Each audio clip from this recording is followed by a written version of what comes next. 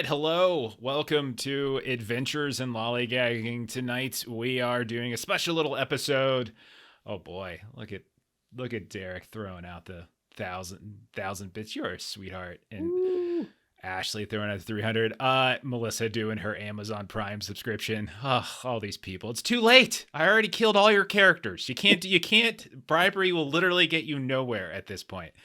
But we are doing a special look back, kind of wrap up show of our Impossible Landscapes campaign. A bunch of people have been asking us to do something like this, so that we can, and the players have been asking to do something like this, so we can kind of go over like this year-long crazy campaign that we've been on, because it has been basically a full year and a very insane, I don't know, like campaign that we started.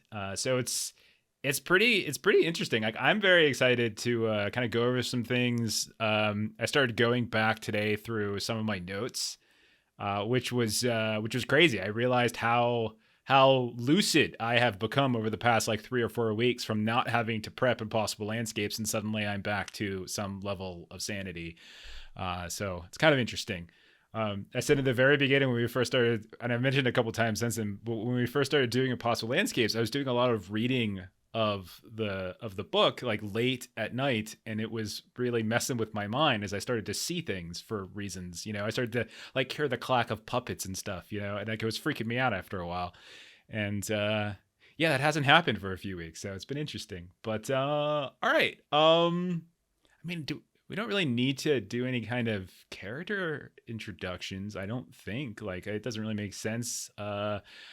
Do we want to go like, I should also warn everybody, like anybody who's watching this, if you're watching this video, whether you're watching with us right now on Twitch or you're watching this later on YouTube, heavy spoilers tonight for Impossible Landscapes. So if you ever plan on playing Impossible Landscapes for Delta Green, stop listening to this, because yeah. And if you're like, we're gonna just sort of chat. Like, I think everyone's got a couple questions here and there, and I have a few things I might kind of go over. And like, I've been thinking, because several, there's some friends and stuff who have talked about like wanting to run this at some point, like what advice or what would I do differently or something like that. So I have a few things in mind that I'll cover, but otherwise we're just chatting. And if there's something like you've always been curious about either our specific version of Impossible Landscapes, or just like something about running it or playing it or whatever, and we didn't talk about it on the video, drop a note later on the YouTube channel, and we'll I'll hit the comments there. So but oh, look at all these people throwing out crazy bits right now. Everyone's being nice. Celebration of our end. So I think, are we ready to go? Is everyone Sorry, how are we gonna do this? Are you gonna do like, we're gonna go by act and it's like see the major events and like how things that's go a good forward? idea. Do we want to start from the beginning, or do we want to just like, I wasn't sure. Do we want to talk about your end? Like, you guys have had a couple weeks now to process how your character ended. Excuse me. I hear that music. Yes. I hear that music. I just figure. And then if we were to play it any longer, I was going to start terrorizing Derek with this one, which was the whale that basically almost ate him. And then I don't remember if I played the gong sound, because there's supposed to be a gong sound. I totally forgot to do that, I think. Oh man, I'm sorry. I got this stream deck and I just having way too much fun with it. Do we want to start with like how it ended? Like, does anybody have any questions about like how or why your character ended the way they did, or do we want to just start from the beginning and work our way through and whatever? I don't know. I say let's go to the beginning. I definitely have some chapter 1 questions and make it a little bit after that. All right. It was cool because I actually started. Let me get my notes up, Chad. Okay. Okay. I started going back through like the opening chapters, and I looked at like, I have a PDF of this on my tablet, and I just write all over it, right? And there are a lot of notes that I wrote on there, and I don't know what I was thinking when I threw out some of those ideas. Okay, so to just refresh everyone's memory, the first part of Impossible Landscapes is called the Night Floors, and I think it was a separate scenario, and then eventually they the powers that be, I think it was Dennis Detweiler and the other folks at Delta Green and Arc Dream, they expanded it out into a full campaign, right? I'm not sure how accurate I got that, but I think that's the gist, right? And so it was always like its own separate thing, and then they kind of adapted it somewhat, I think, to fit this longer campaign. So it's 1995 though. That was a big thing. So we started in 1995 and then immediately kind of flashed forward 20 years in the second part to like 2015. So you all were these young, bright-eyed, not really, you were all members of Delta Green, so none of you had any bright eyes anymore. You had a very dour look. The nihilism of the universe had already set in on you. But yeah, you were all called to Washington Square. Do you guys remember like the first time you met each other was in Washington Square, New York City, where you met? Do you remember your first handler name? Marcus? It was Agent Marcus, right? Yeah. Okay, so I also have another question. Do you guys remember any of what happened there? Because I was foreshadowing some stuff right off the bat in the park. I'm pretty sure we saw the clown and maybe even the song like right off the bat there as well. Yeah, the clown was there. The clown's in the book. The clown, like, that is a potential thing. So like in the first thing when you meet Agent Marcus, like there's like you have to like a couple of people you make some checks and stuff like that, and I think it was Fawn that actually saw the clown, right? Yeah, if I recall. Yep. And like you get to see like the clown was kind of doing like its own little thing in the park, and you saw the dragon, the paper dragon, and all that kind of stuff. So all that was happening, and she was really the only one who saw it, right? But there were other things, and so that's in the book. Like that is a part of the actual campaign. But then there were a couple little other things I started dropping in here and there. I'm not sure if you guys picked up on any of it. There was one I was very proud of myself with, but I realize now I think that was a little too subtle. Was there something about a kite? There was a kite, yeah. That was also part of the clown, but the kite kept coming back too, yeah. Especially like in part 2 when you guys got to the Dorchester house at night, and I think was it Fawn or was it Vessel who saw like the breakdown of the paper mache dragon and stuff like that. Like one of you saw it. I can't remember which. Yeah, I don't remember. I remember Vessel throwing up. So the thing I was like super proud of myself with, this is like, I think it ended up not meaning a damn thing, but I put a cotton candy cellar in the park. Because in the second chapter, like in part 2, when I can't remember, I think it was, there's a room called the cotton candy room, and that's where Chelsea got all of the stuff drained out, all of the Patsu drained. So I dropped the cotton, so I kept like referencing this cotton candy cellar like right off the bat because I thought it'd be funny. Okay. Yeah, I don't know, it was silly. Just traumatize me later. Right? Yeah. Yeah, I'm pretty sure Fawn was the only one snailed who saw the actual clown right off the bat in the park. Okay. I don't know, you guys got questions? Yeah, I have 2 questions from chapter 1. All right, because one of the first things that we learned that we did not follow up with was that Abigail Wright had a father who was in the police. Okay. And we never went out to Long Island to have a chat with. Long Island, that's right. I was so ready to drop my family knowledge on you about Nassau County and stuff. Let's talk about Nassau, because my whole family, like half my family's from Long Island. So what questions do you have about that? But that is a thing. Like, what would we have learned? Because I think we kind of got the sense from you, kind of in our off-air after episode chats, that like had we chatted with Mr. Wright, that we might have gotten some information. That I wish you guys would have talked to him. I do. So he's not necessary. So like it's definitely not a require. Like there's nothing.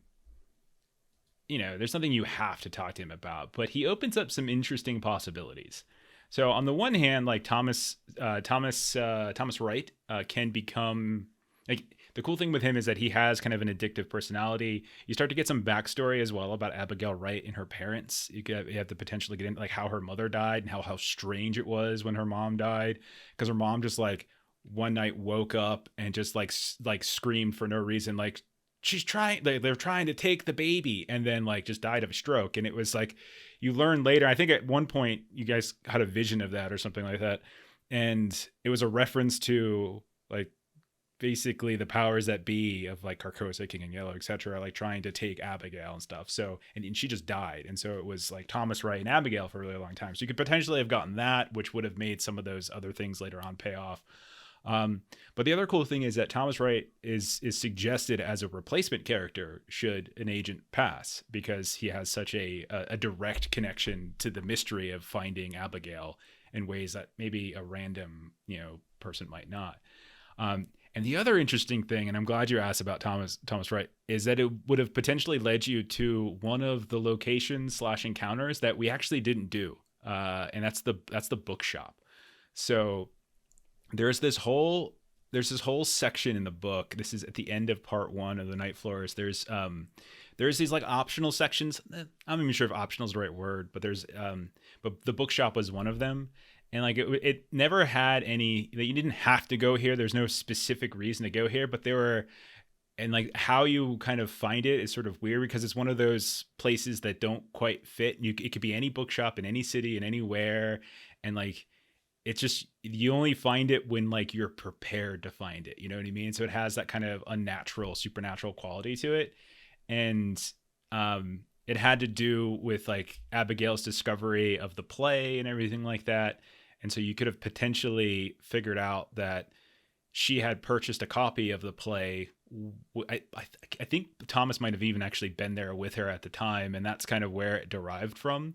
And really the only way you get to it from that angle is if you speak to Thomas, and like he could have given you, and he potentially, if you really like befriended them, could have actually tried to help you find it. And so that would have opened up a pretty easy way to go into the bookshop. And there's some weird stuff that happens in the bookshop because it's again one of those out of time places where you can encounter basically anyone. It doesn't have to be somebody from 1995 or something from 2015. Like there's the potential to encounter people from like the 15th century and stuff like that. Like there's all sorts of these weird encounters you could have potentially had. There's people you could have potentially met. So you could have met like Emmett Mosby. You could have met like Dara Bondi at a different point. You could have actually seen Dr. Barbas, or Elias Barbas, the guy from part 2. You could have seen him. So there's ways that you could, and then you would have all these different manifestations. Some of the manifestations I managed to find other ways to like bring into the game here and there. Okay. So we did get a lot of like the weird creepy encounters. I was able to include them here and there, but yeah, there's a couple little notes here and there you probably could have picked up on, but it's not essential, but it would have been like a cool little fun kind of like a side area. And like I think Thomas Wright's probably the best and most like obvious way of gaining access to it. Got it. Okay. Yeah. That was my first question. Okay. So then the reason that the Yellow King wanted Abigail so badly was just because she happened to cross the play? No, not necessarily. I mean, it's never really... I don't think there's ever really a particular reason why, like she's special, but she's sort of special for those kind of unclear reasons. Like it's never fully clear why she becomes so important, but she is, right? She becomes this sort of centerpiece. It's like something like how like certain people sort of exist within the world of Carcosa and within like the kind of orbit of the King in Yellow. And like Abigail Wright is one of those, is that she just happens to, it's almost like the snake eating the tail thing. Like, is she special because, she was like preordained and written to be in and do all these things, or was she written to do all these things because she was special? So it's kind of got that weird thing going on there. But yeah, like early on though, like in terms of her life is like there was like an incident essentially like that you potentially could have gotten in on a little bit if you heard about Thomas. And you guys remember like there was that one photo too of like her parents that had the creepy clown arm and everything too. So like you can tell like from birth Abigail Wright had like these little moments in her life that were somehow tied and connected to the King in Yellow and Carcosa. A question in chat from the audience. Oh yeah, let me know. I don't know. I sometimes have to have my PDFs up to check stuff. So what is it? So from Kalakaverse, Jeff, how do you GM so many freaking games all at once? It's a time machine, right? You have access to a time machine. I wish I did. That'd be awesome. I don't know. I just really like playing a lot of games. I'm trying to be a little bit more efficient about it, but like about making sure I'm picking rule sets at the same time. For a while, it was pretty easy because I was playing a lot of Year Zero engine games, and so there isn't a whole lot of difference between some of those games, like Alien versus, like Things from the Flood or something like that. But I think the more games I learn, more tabletop role playing, I think the easier it is to pick up on other games. Like it's easier to learn rules, and you start kind of isolating like what are the types of rules that I need to learn to run the game. And like even though there might be 100 rules this game has, I know that I really only need like 15 of them at any given time. The other ones I can look up as necessary. So I don't know, but yeah, my mind's a little crazy. So right now, like I also don't have much of a life. Yeah, I was about to say you're doing that whole like, you mentioned that you have a small loan of $1 million type thing. You're a professional creative writer. That's a huge leg up. Yeah, it helps here and there. Like Helps. I don't know.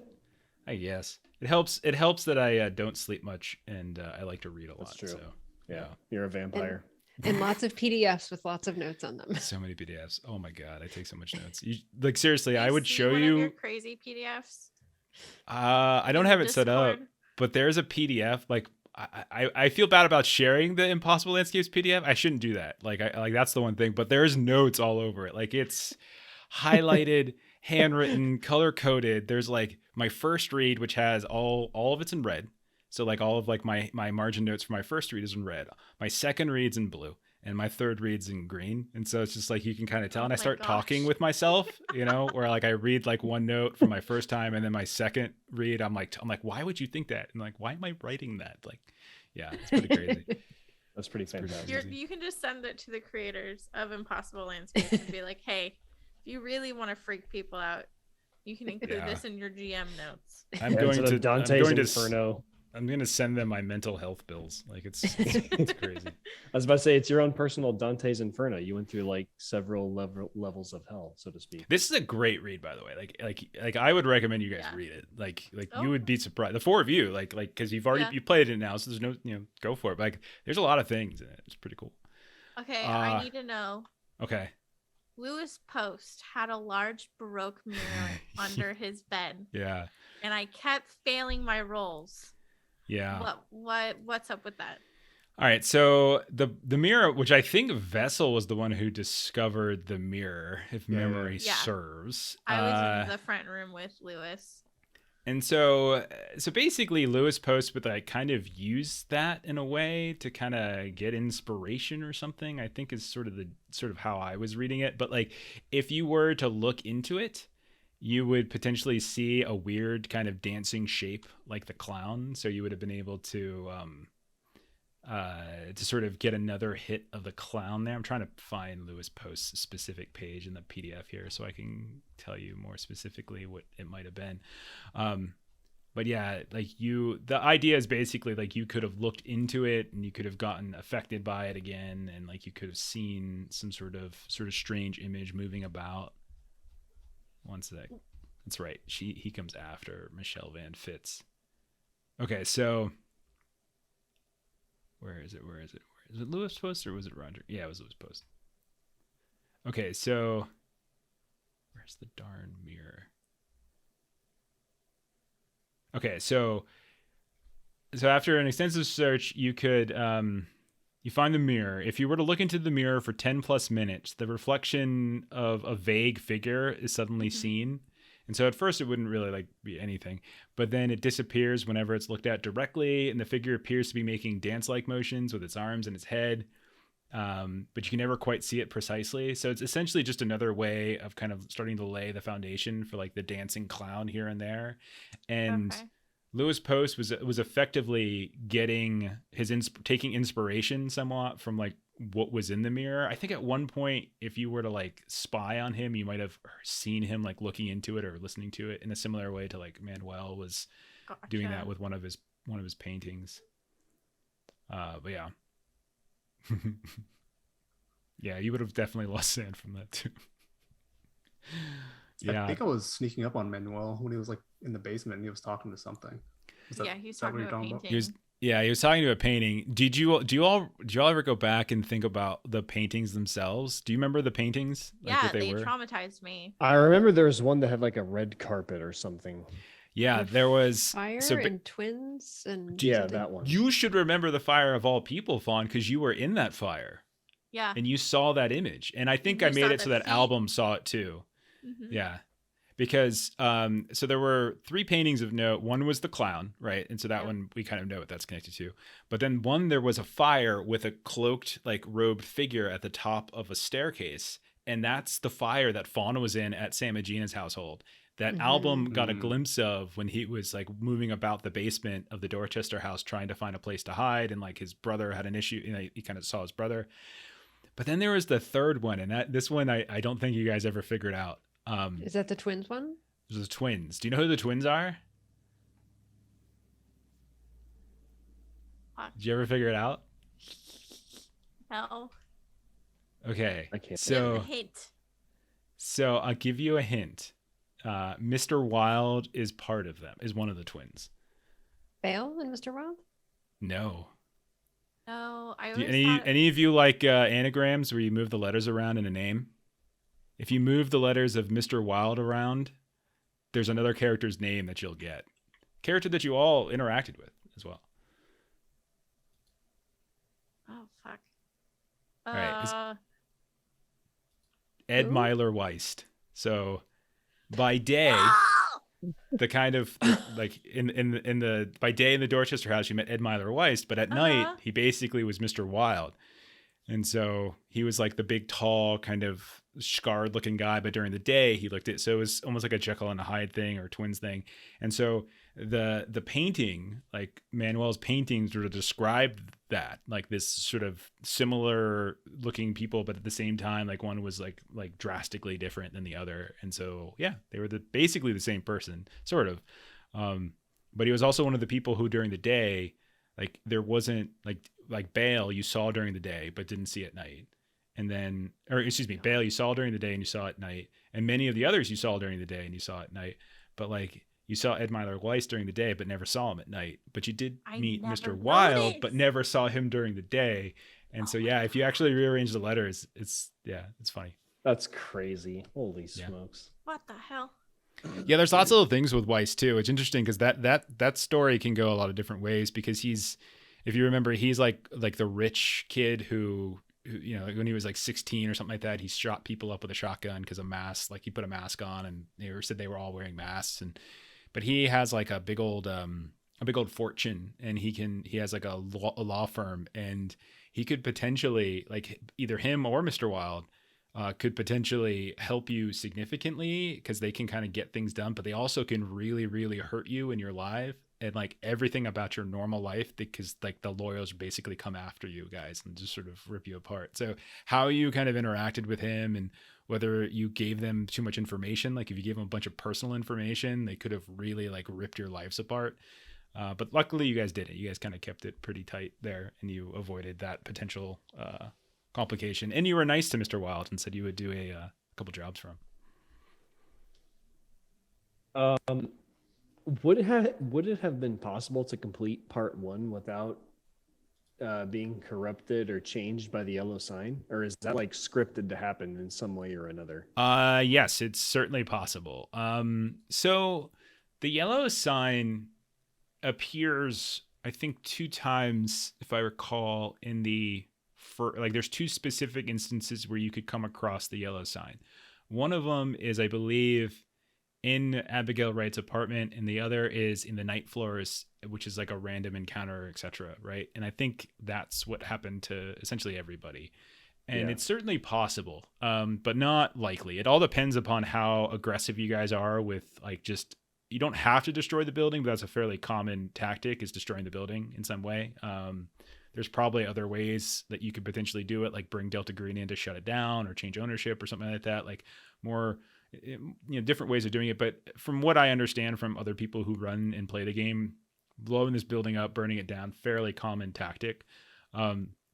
So if you manage to do that pretty aggressively before you come across the yellow sign, then yeah, you could have potentially not had the yellow sign kind of leave with you guys at that point.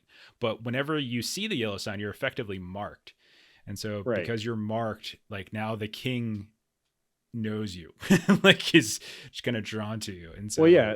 Wasn't there a character from episode section 1 that had earrings that were the yellow sign? I can't remember what Cynthia character it was. LaChance. She was Art Life Yeah. representative. Right. So this one's I'm not sure how to read this one because there's nothing in her description, like in the book, that suggests that she's like in any way marked or infected by the yellow, by the king in yellow. But her earrings make the yellow sign, by the way, and I keep I forgetting remember to just we noticed that. I knew it remember wasn't we had me. our minds blown. We started looking through every Yeah. piece of evidence, looking for some kind of yellow sign marker in it at one point. Now, I will say, though, there's so the thing with her, though, is that her brother was one of Asa Darabandi's victims. So she did have a connection in sort of a weird way. Oh. A lot of the characters in the game have, like in their stat blocks, they have what's called passing strange. And it just sort of describes like some kind of strange connection or coincidence or predetermination, however you want to read it. And that was hers, is that her brother it was one of Asa Darabandi's victims. So we have a question in chat. If you don't get the yellow sign in chapter 1, can you even get sucked into chapter 2? I mean, I think you can. I mean, yeah, I think the whole notion is that, like, I think it makes more sense if at least somebody sees the yellow sign for it to happen because you're effectively marked. So that's a good question, actually. I'm not sure. That's probably something like, I don't know, the Delta Green guys might better answer. But like for me, it felt pretty obvious that it was important to show the yellow sign to folks. But the other thing is, like, with the way I was reading the game was effectively that time wasn't just like a constantly flowing river. It was like this sort of swirling thing. So I think conceivably, even if they didn't see the sign in 1995, they could have seen the sign in 2015 and like in the future. And because they saw it in the future, that marked them all the way back to their origin. So if they saw it at any point, so it's one of those self-determining things, like chicken and the egg kind of syndromes. So I think you can, at any point, as long as they come across the sign, and you can definitely do that, you can make that happen. So, but that's a good question. Luckily, they came across it, and then Long killed Melissa's sister. So, yeah. There is that. So this is a very, very little detail very early on that we didn't do. But there was a note kind of in the initial debrief that we got for Abigail Wright that her credit card had been used a week before in Patience, Maryland. Yeah. At a gas station. Yeah. And clearly we didn't go to Maryland to check that out. It's basically a red herring. Okay. So like, had you tracked that down, like you would have, you wouldn't have been able, no one would have, I think, remembered physically seeing her there or anything like that. So in that way, it's sort of a red herring. I also thought it was really interesting that one of you picked Maryland, I think, or DC. I think actually two of you did, actually. I think Maryland. And Album too. I think Album was working around DC. Weren't you working initially at DC, like in the DC area, Album? I forget. I had him start where one of the NASA sites was. Let me see if it's in my character sheet. I want to say it was Maryland too, because I thought that, and I was like, oh, that's interesting. Maybe one of them will go out there, and like, because they're from Maryland, and it never happened. But I'm like, they avoided that little thing. But yeah, I mean, to be fair, like your specific assignment in the Night Floors isn't to find Abigail, right? Yours was essentially to catalog everything. Yeah, catalog and assess if there was any unnatural situations going on in the building. So the Wright thing was just kind of there on the side. Yeah, I'm pretty close. So the Goddard Space Flight Center is basically in Maryland. It's like 6 miles like north of it. So that's too funny. Yeah. All right. What other things happened early that were interesting? Another Night Floors question. Sorry, I'm not going. 1? My bad. Yeah.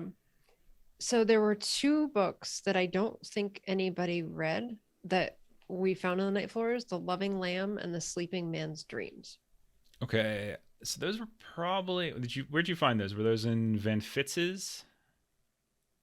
So I have them in my like Google Doc notes just under Night Floors, so I don't have a specific Like Yeah, I Sleeping don't have it Man's connected Dream, to a room. I Those vaguely were remember Van that. Fitz's room, I think. Okay. Yeah, I don't actually see them in Van Fitz's list because I got Van Fitz's page open right now. Let me see. Because like the ones in Van Fitz's books, you could basically, she has thousands of them, obviously, so I could put anything I want there. But the game gives you like a handful that you can potentially use, and they can recur and have interest and purpose to them. So like A World Without Doors, for instance, and A History of Russo-Germanic Hegemony, 1911 to 1921, Reputation book. Yeah. Mom So Goes this to book the Mass was Ball. after we ran into the tissue paper marionettes of Emil Cantu and Ronald Burbank, and before we got to all of the photographs of everybody. So there was Sleeping Man Dreams, which was a story about like eating books like food, chapter about dreams. Okay. Yeah, I remember. I know what that one is. So yeah, the Dreaming Man thing actually comes up from. That's also books. There's like a bookshop thing too with the Dreaming Man as well. So it's just sort of a recurring image that cycles in a couple different places. I do not recall the lamb thing though. And I could have written it down wrong because me and my handwriting when I try to go back and type notes. But it was just other books that were up in the night floors. Yeah, I just did a quick search for lamb. I don't see anything in here. I don't have anything in my own notes about lamb. So then it must be loving something else that I wrote down that isn't lamb. Yeah. So like in the, okay. So there are sort of two different things. There's Van Fitz's books at night, like, so there are a couple different things you can dig into at night in her extended apartment. Cause I remember her apartment was kind of small, but at night it extended out into the rest of the world. And so there was the English dictionary where you can actually learn Tartessian from. There's A Horse by Degrees. And some of these I started, like when you didn't pick them up early on, I started peppering them elsewhere so that you guys can at least pick them up. A few of them let you learn like a different thing. They also attributed to your corruption rating. Did I tell you about the corruption rating off air? So for those of you who are listening, so like in Impossible Landscapes, there's a hidden rating system for the players called corruption. And so what I have to do as the handler is I had to kind of track how frequently they pushed towards learning about like the Kick in Yellow or Carcosa or anything like that. And the more that they took an active interest in doing those types of things, the more their corruption rating went up. And the more that they actively sort of denied themselves the search for knowledge or exposure, then their corruption rating went down. And so most of those books, if you were to read them, your corruption would go up because it means you're actively kind of going into it. But a couple of them also have other benefits, like the Tartessian one, for instance, could increase. You can learn Tartessian from it. There's others that might increase your occult skill, that kind of stuff. And like rating books in Call of Cthulhu-esque type games, which is like sort of Delta Green as well. Like it's a tradition. You go insane, but you also get a little closer to something strange. But yeah, sorry, I don't see anything about the lamb thing. So yeah, I'm pretty sure the second word, it's loving something, but I'm pretty sure I even have a question mark after it where like I couldn't read my handwriting when I tried to go back and transcribe my handwritten notes into Google Doc for searchable purposes. I do think this is the first game that I've literally had to take my handwritten notes and put them into a Google Doc and like retype them so that I could search them and find things later. I feel is like your that was one of handwriting the fun faster than things. your typing speed? For me, it's harder with like trying to mute the mic and not type all the time. Like it's easier to just like handwrite things and then go back later and type them. Makes sense. But I think that was one of the fun things for me in the campaign is like, while other things were happening as we're streaming, I'm like in my Google Doc searching and like we'll hear a name and then I search and then like when things would actually start popping up in the Google Doc, that would be really exciting when like we were like looping back to something that we like heard in the first chapter or whatever. Like I started out really organized. Like I had a key of people.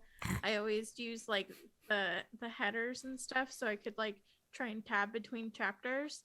And then as we got along, it devolved into like even my notes. I didn't know what I was talking about anymore. And it's just like, why? Yeah. I thought I was taking fairly decent notes until like I realized how many nuances and little things. And like I basically should have just been transcribing the entire session. Well, we did. All you do is re-listen to it every week. Just go listen to it. That's true. That's true. Yeah. I take a lot of notes. Like I've always been a kind of a voracious note taker. Like even when I was like a student in classes and stuff, I've always taken like, well, in classes that I gave a shit about. Like I would do a lot of note taking, right? And so with this, I took a lot of notes as well. And then at a certain point, like there's just so much that your brain just kind of gets overloaded, I think, in an interesting way too, because like all of it's like pretty much every bit of information is relevant, but it's not always like cause effect relevant, right? Like it's not always like, okay, this is the clue that leads to the thing. Sometimes it's just thematic, and I always really like that. Like it's echoing a theme, or it's echoing a concept, or it's reinforcing a metaphor.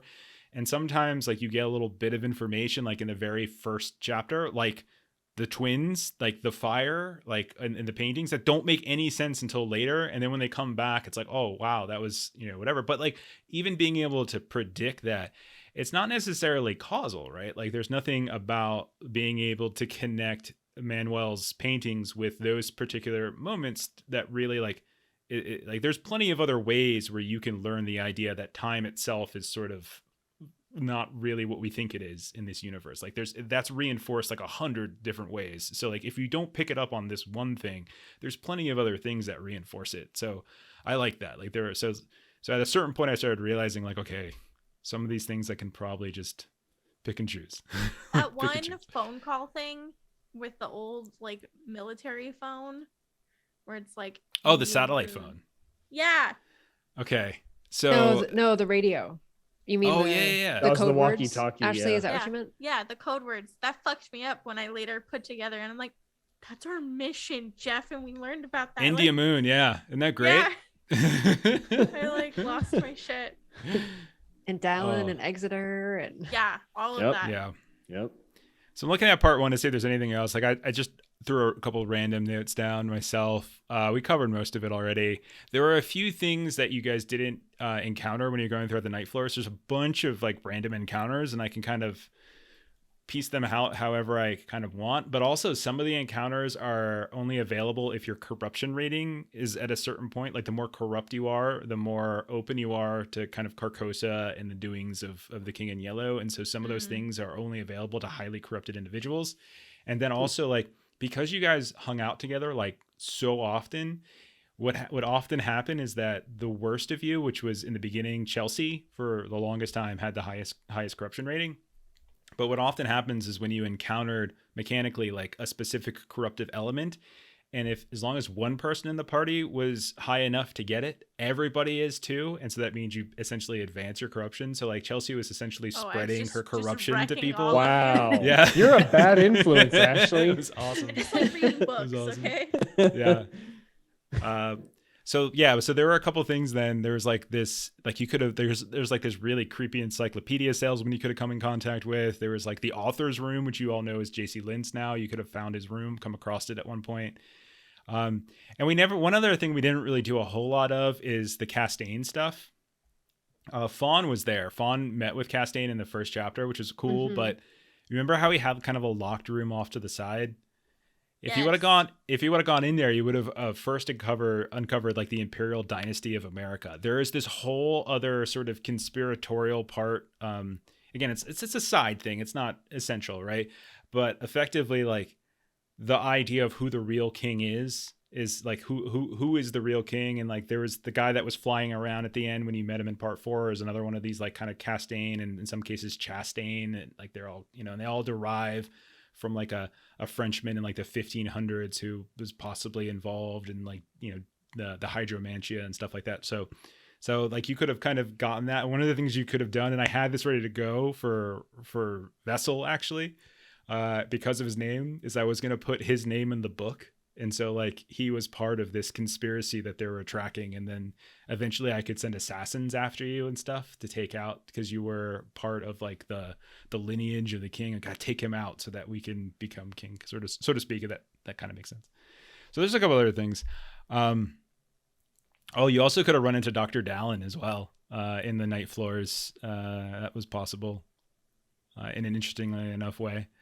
So interesting. Yeah, I didn't know he still existed. He existed back in 1995, yeah. Oh, and you also, all of you actually did see this. You actually saw the Whisper Labyrinth at one point in the first chapter between a crack in the wall. Like at one point you came up to like a crack in the Oh, wall and you was looked that in and you what couldn't that get in was? through. It was a whisper labyrinth. Yeah. Oh. It's actually pretty fun because if we kept running around in the whisper labyrinth, you would have eventually looked back through and seen yourselves. Like roll Yeah. for sand, bitches. Yeah. All right. So that was 95. And then we had our 20-year gap and we did a bunch of things in that 20-year gap. Fawn's sister died. Sorry. Someone's got to die, basically. So mechanically, someone dies and I kind of worked it out because it started making sense to me because Chicago is a big thing. Chicago's a hub sometimes for flights and, you know, Vessel was doing this. And so I had like this little thing I was kind of weaving together in the back about like, okay, how did it eventually happen? And there were all these different events that potentially happened in Chicago. So I just so it ended up being Fawn. Fawn pulled the short stick for that. And so that's why your Bond was killed. So, but yeah, 20 years. Not just a Bond, but a sister. Yeah. Yeah. I mean, it's your fault, really, if you think about it. All Vessel's fault. Well, wait. Okay, I don't know what chapter this fits the best into, but did we actually ever work for Delta Green? I remember Yes. the like album's Paranoia. Okay, we did. All right. In the very beginning, Night Floors, yes. So yeah, Yeah, 'cause the that second first Night Operation Floors- Alice was legit. That was legit. Okay. India Moon was not. Mm-mm, Yeah. it was Damn. not. Yeah. That's what So I thought. yeah. Snail asks, at what point does character death equals death and they get a new PC? And at what point do they just replace themselves? Yeah. Okay. So this was like when I was kind of thinking of like the things that I would do differently or like what advice would I give somebody else who's kind of run it. This was one of the things I struggled with the most, I'll be honest. And I'm still not 100% satisfied or I don't know if I did. I still second guess myself on this, but it was very hard to figure out exactly what to do upon character death. And because like at a certain point, like when the character dies and we're so deep into the story, it felt kind of weird to just, well, here's your new character that's somehow going to immediately jump in. And this is where I think I made the mistake. And if I could go back and do it differently, I think I would have probably tried to include more friendlies that were orbiting the group. And so I would have probably used like Agent Marcus or Detective Giardanda or Thomas Wright, and I would have had them around so that it would have been easier to kind of hand you all control over one of them and you could play them out.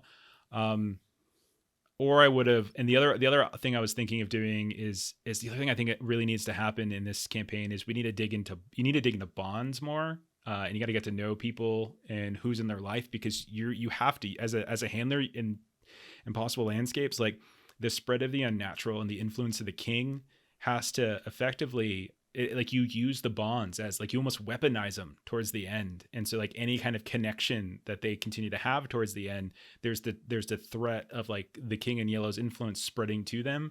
And so I always thought like if you could sort of make certain bonds more pronounced, then there was the opportunity then to replace a character with one of their bonds.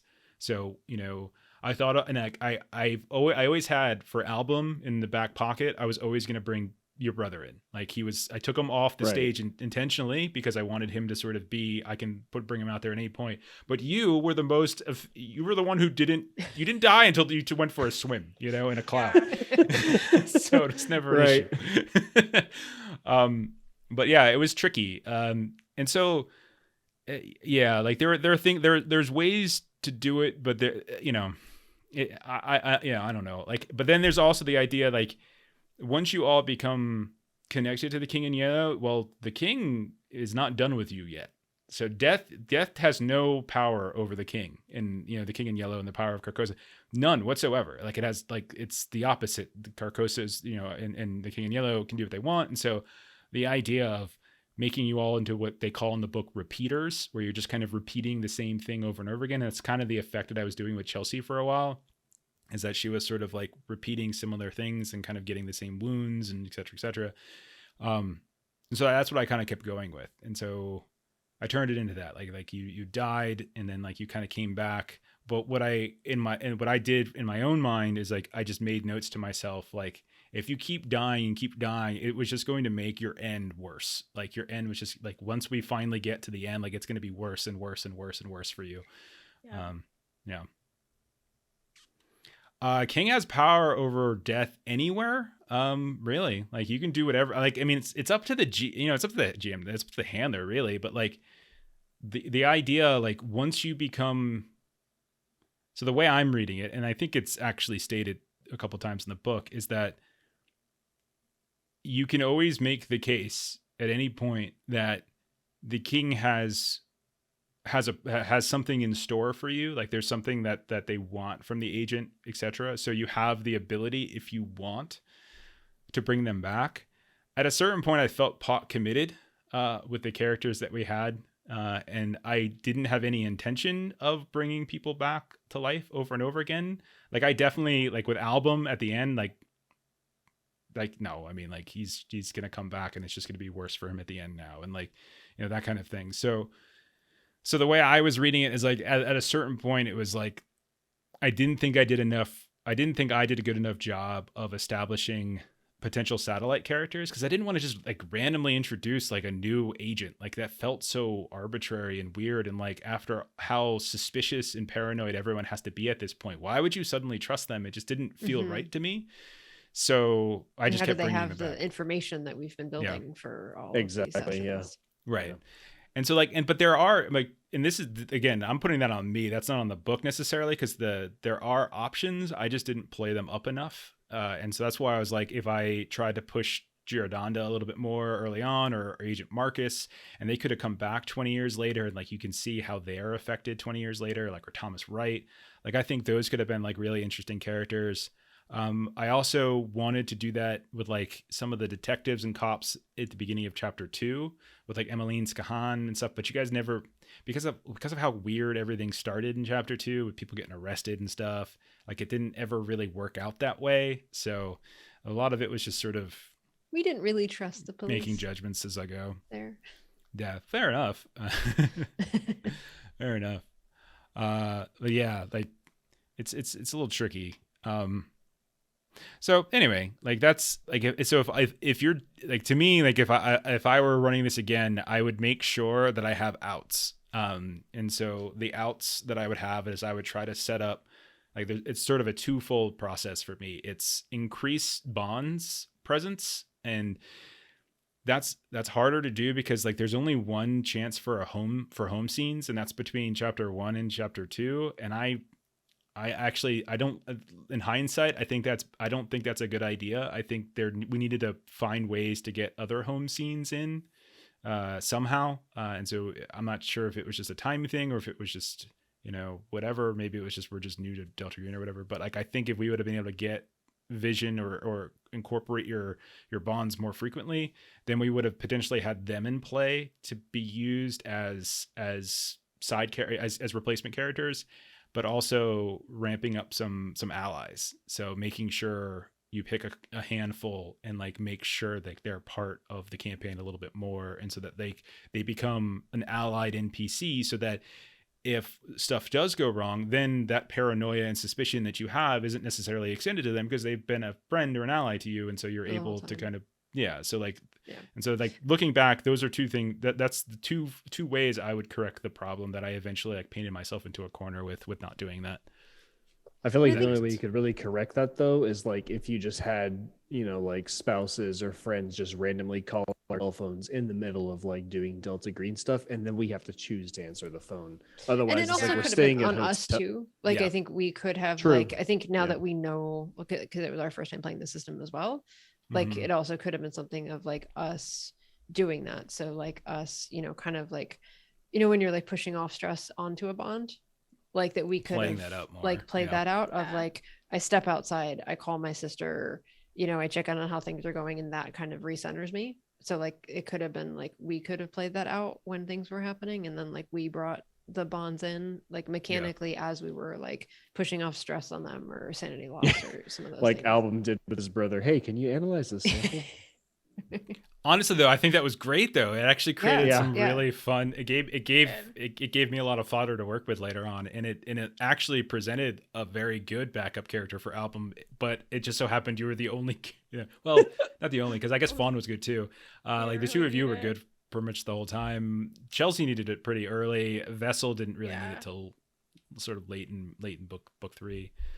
Yeah, once in Carcosa, no PC replacements presumably, since every NPC is out there from another time. Yeah, it's not expressly stated to do that, but it didn't make any sense whatsoever at that point to replace Album. I had to do a little quick thinking on like, I know everyone in this group sucks at health, and so there's a okay. So in Carcosa, once you get there in book 4, there's rules for healing, and so it's not the same as the regular rule. Like literally any wound can be healed if you believe it, right? And so the idea is like you roll sand, like the person who's like who's having the work done on them. So whoever is trying to like stitch them up or fix them up or reattach your head or whatever, the person rolls sand, and if they fail, well, they believe it, right? But if they if they pass their sanity, then they know that there's no way that can actually heal the wound that I have. You severed my spine. There's no way pouring hot tea on it is going to make it better. But like if like it's all about the sanity, but you still have to like pass the do the healing test and stuff like that. So. And you all suck at healing. Like none of you took like heal or medicine or anything like that. So I'm like, all right, pillowcase family it is, right? Which I'm pretty sure in the beginning I was like, do we really need a healer? And you were like, no, it'll be cool. It'll be cool. Did I say that? Did I say that? Yes, you did. Okay. And I was like, believe I'll be a healer. And he's like, don't worry about it. We won't need it.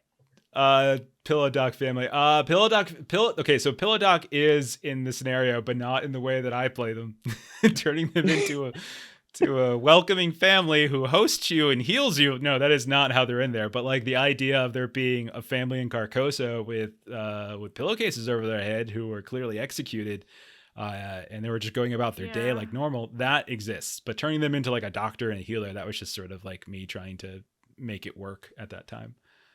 So I can just imagine like the next like Delta game that we play, like Derek, he's like an athletic swimmer for his hobby. I'm Michael Phelps. We're in a desert. We don't even need it. Oh my God. Swimming through the sand. So I didn't mind the swim stuff in the cloud, but looking back, one of the things that I regret was following the rules as they were written for when you guys went into the window. Remember when I think it was Vessel and Album went into the window and you guys? Oh yeah. So the rules is basically if you want to do anything in there, you have to make a swim test. But it got like pretty tedious after a while. I'm like, okay, roll a swim test for this. Okay, roll a swim test for that. So I think if I were to do it again, fail. And I get why, because there's supposed to be the danger of you like. Drowning. The danger of you failing and stuff like that. But like at a certain point, like I never like making people roll like more than once to do something. And so like to me, like you going in and swimming around and finding stuff, that's one roll. Like or even maybe 2, 1 to get in and move around and 1 to get out or something like that.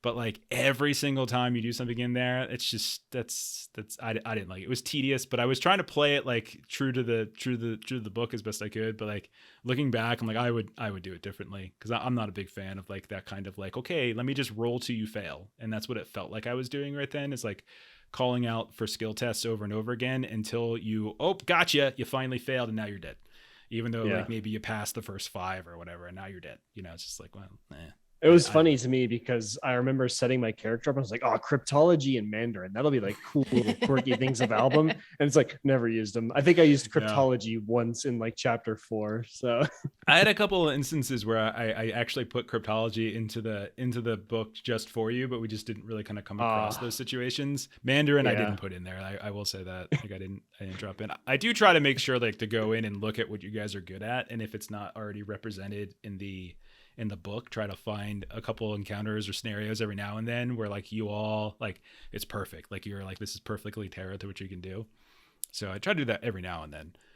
Sometimes it's easier than others because like there wasn't a whole lot of science in this one. There's some Delta Green scenarios that are very heavily science based, so like it's just one of those things where this one was a little bit more fine arts. So which we were not prepared. Yeah. So I have in my notes, remember the lion fight. Whatever happened with that thing that went scuttling through we ran away from in like a Dodge Caravan.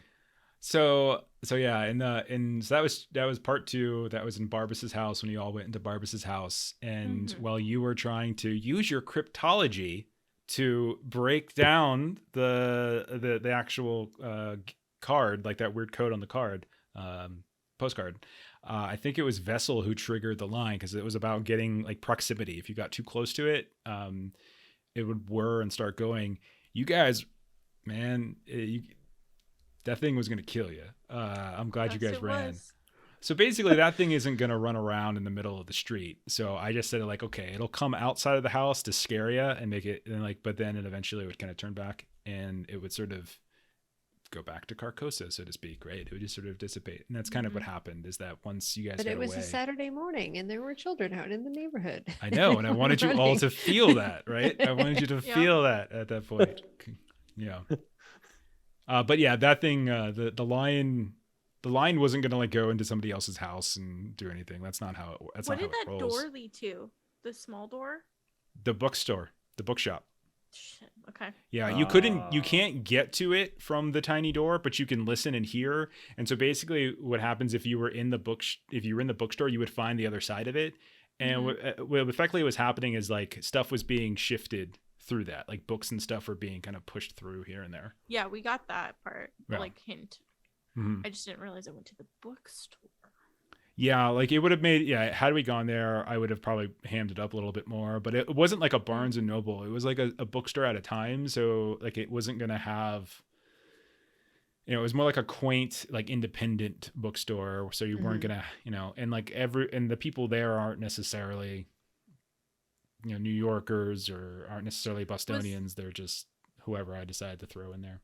Was wherever they went to get the stuff for my ritual when they were going to summon a demon to resurrect me, was that same bookshop? Best idea ever. No, not at all. Okay.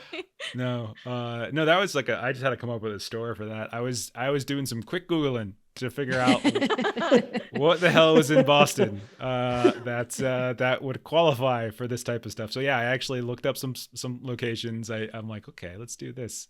So I expect my check from that company, whatever that company's name was. But yeah, I went. I did a lot of I used a lot of Google Maps to find like those types of places, especially when we were moving around Boston.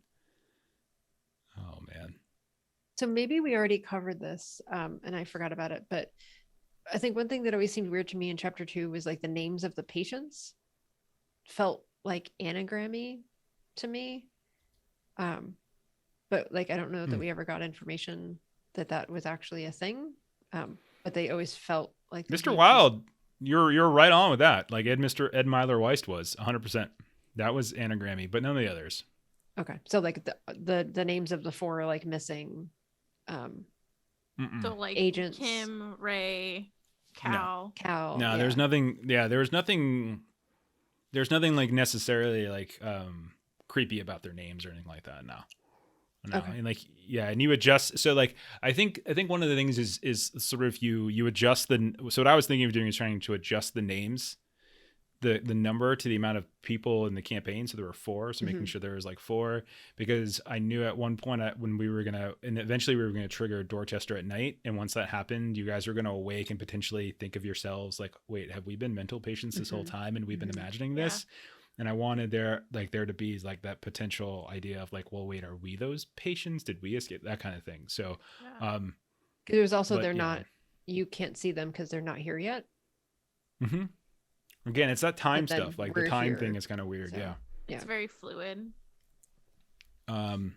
Because like Bale, for instance, is essentially the grandfather of demonology, except he lives in 2015, and like the hydromantia and all that kind of stuff was developed in like the 1500s or something like that. So like there's a lot of that kind of temporal paradox stuff going on in here.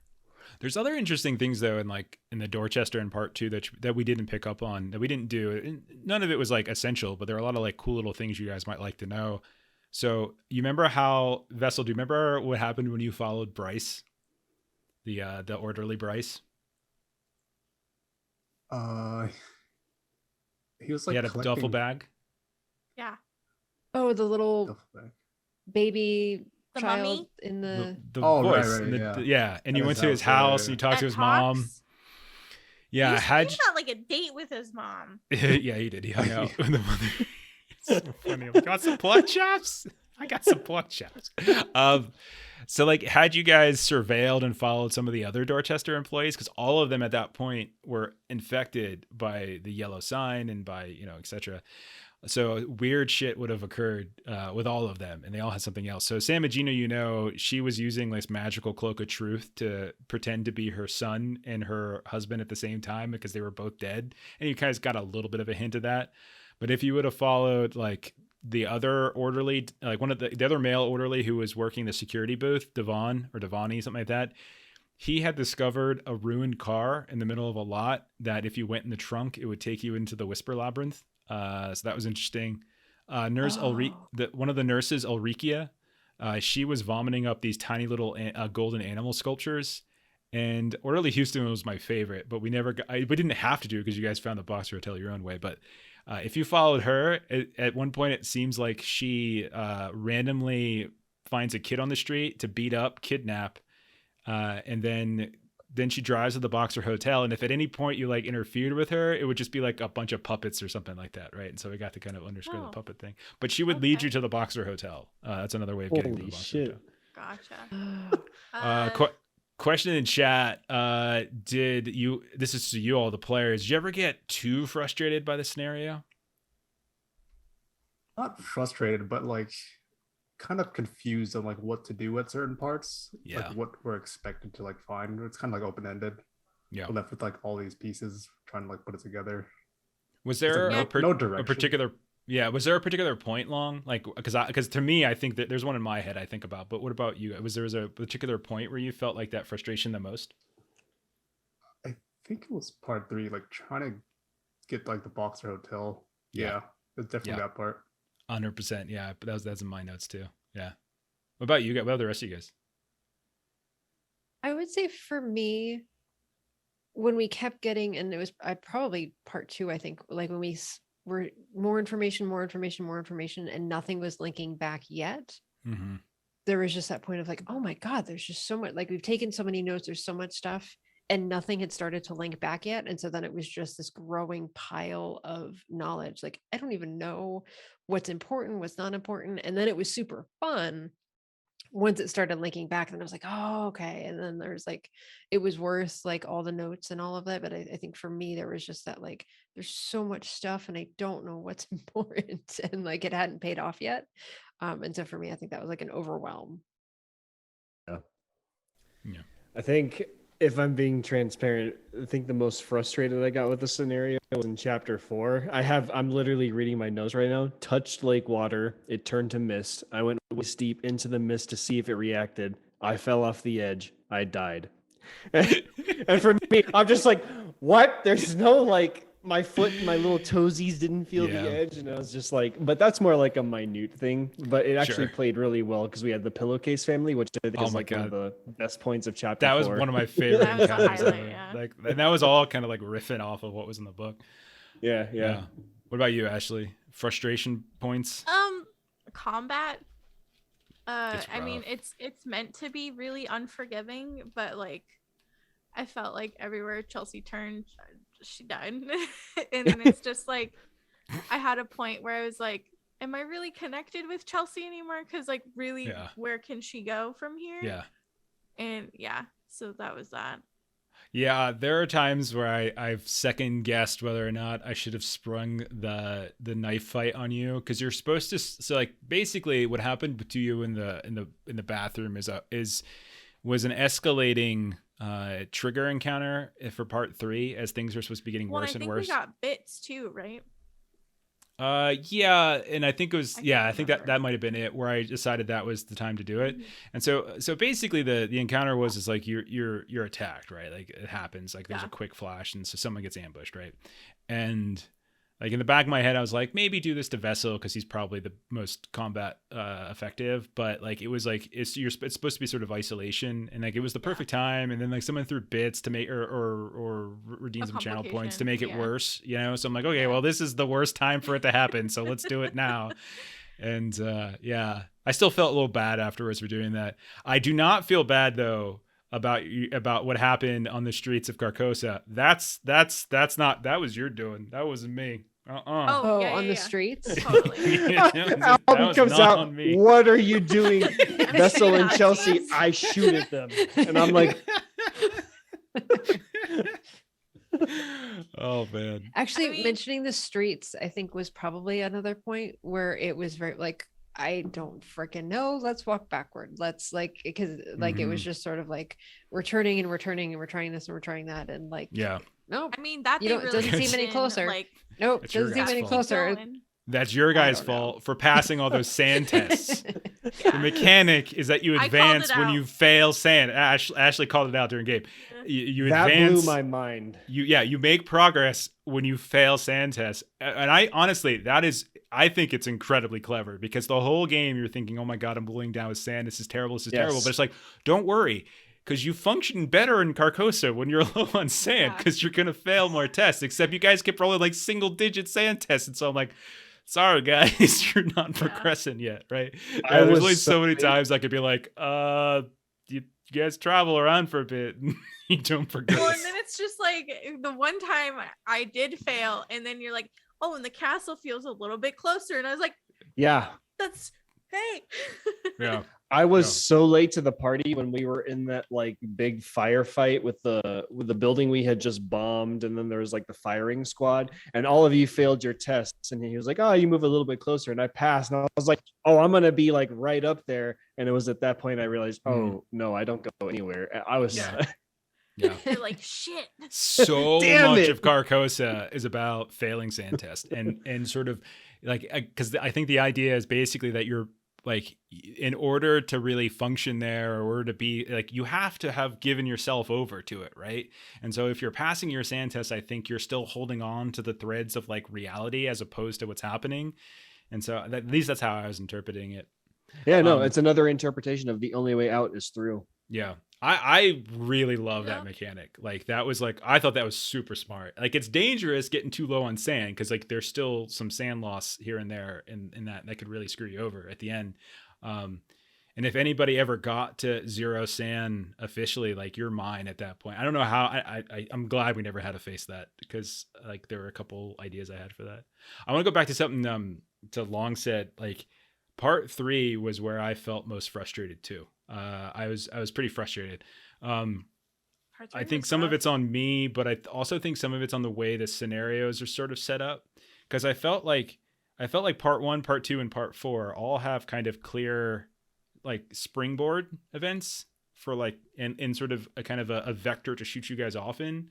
So like part 1, like you got an operation to do, right? You got to go investigate this building, right? Part 2, okay, you got another operation. Okay, go investigate these missing patients. And obviously you guys kind of started to investigate your handler as well, but like you had like a triggering event. Part 4, it's like, okay, go to that big old palace over there. Like, so all of them kind of, I thought had like clearer goals. Whereas part 3, there isn't one, you know what I mean? Like it's all self-defined. And yeah, I mean, they're cause it's like, you need to get to Hotel Broadleman. You need to get to the Whisper Labyrinth, and the Whisper Labyrinth will take you to Carcosa, right? But like, there's nothing you can really do to get to the Hotel Broadleman. Like, it's just sort of it happens, it's just sort of like when the GM decides to sort of spring that on you. And that was the time I felt most frustrated. And I felt like we were spinning our wheels a lot because like we were stuck on a Boxer hotel for a bit. And then like, we never really went anywhere and did anything. But there's also one of those like questions where like I don't really blame them for not going anywhere and doing anything because there's no clear thing to go and do, so it's like, whereas the other ones, it felt like the other scenarios felt like there was a clearer path. And so like if I were to run this again, I would probably do a little bit more work ahead of time on part 3 to try to come up with something that would at least serve as like a beacon that you guys can sort of move towards the way that the other ones have, and still manage to sort of generate the kind of countdown that sort of, there is a countdown. There's basically a countdown that's happening to get you to Hotel Broadleman and through, if that makes sense. So like, Clausidix mentions here, they have like milestone goals to get you through. Part 3 is just sandbox. So yeah, it can seriously stall out. And like, and so many, and like you guys were like you're supposed to feel the pressure, right, of the attention kind of swooping down on you. But we turtled with that pressure. Right. And exactly. That's the downside of it, right? That it's just like, okay, you turtled in the one place where like Well, they can't find you Oh, here. yeah. It's an extraordinarily dangerous place, as Chelsea can attest to. But at the same time, if you're all there together, like the main dangers of the room only really happened when one person is isolated in the room, really. Yeah. So I think there's a lot. So like, to me, I wish I could have part 3 back and like do more to it. Cause I agree with you, Long. I felt like it felt like a little, yeah, it didn't really work as well. Yeah, Okay. because we were lost.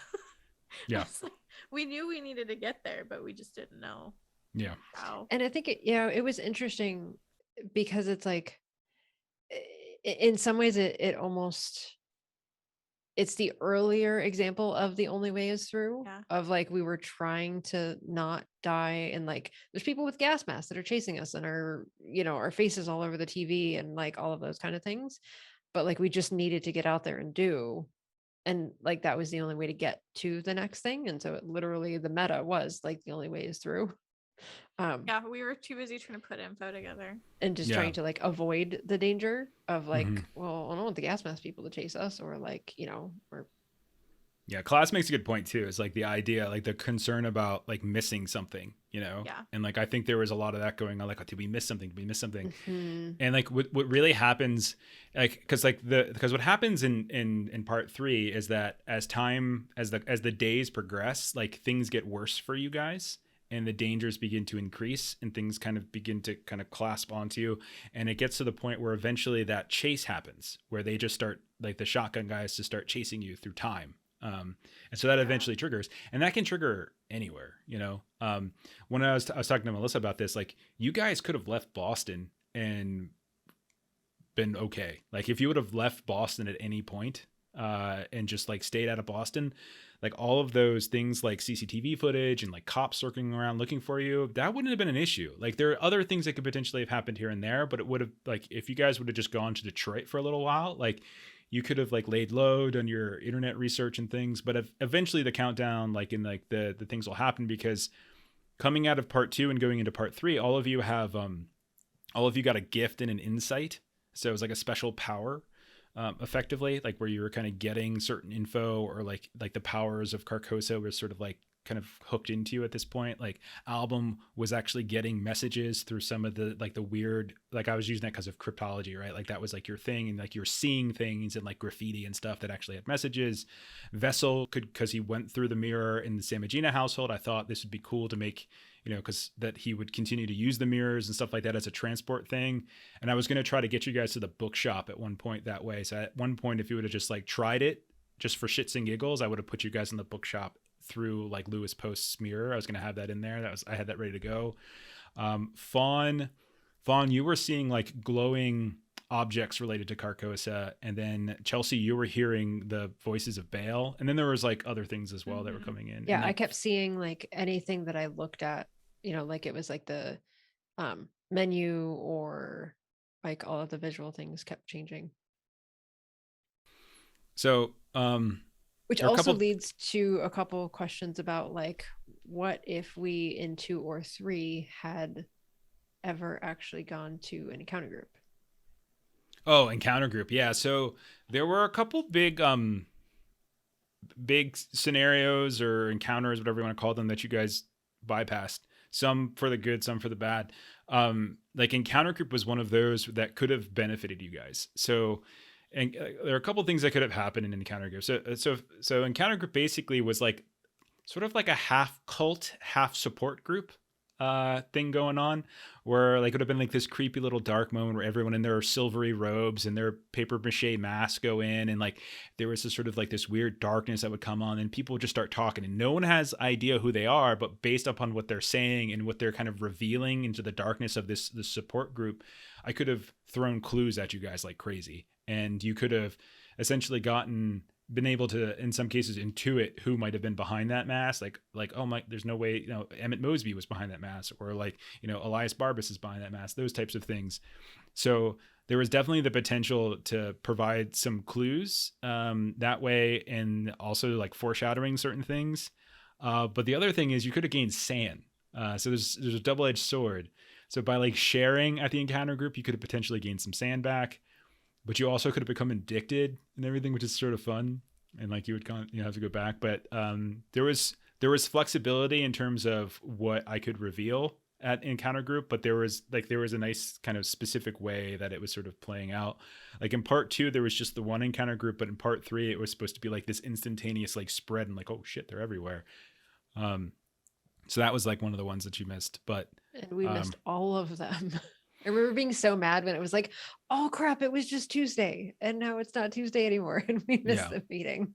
I didn't mean to do that was just how the time worked out, unfortunately. Oh no. And like, we just forgot that was happening on Tuesday night, and then we missed another. There was one encounter you all missed, and that's a real good thing. You all missed the Trivellino Mall ambush. So there was a lot of discussion. Oh, we witnessed that though. Yes, you did actually. You saw like a vision of it at one point. Yeah. So if you would have contacted Delta Green at any point in part 2 onward and told them about like Barbas and about like the yellow sign or anything like that, you would have been subject to a hit squad. And so they would have assigned, they would have said, okay, meet at this location, the Trivellino Mall, which is this abandoned mall, right, in like near Boston, and like come there and debrief and and you would have gone inside the mall, you would have seen this fountain, and it would have been a kill zone, and they would have just like rained down hell on you guys. It was a really cool encounter. Yeah. You guys were this close so many times to calling Delta Green. I'm like, oh. Yeah, I was like, no, don't. Yeah. So like, and it's actually a pretty cool encounter in some ways. There were ways you could have gotten out of it. Like it wasn't like an auto death or anything like that. Like you could have snuffed out the ambush.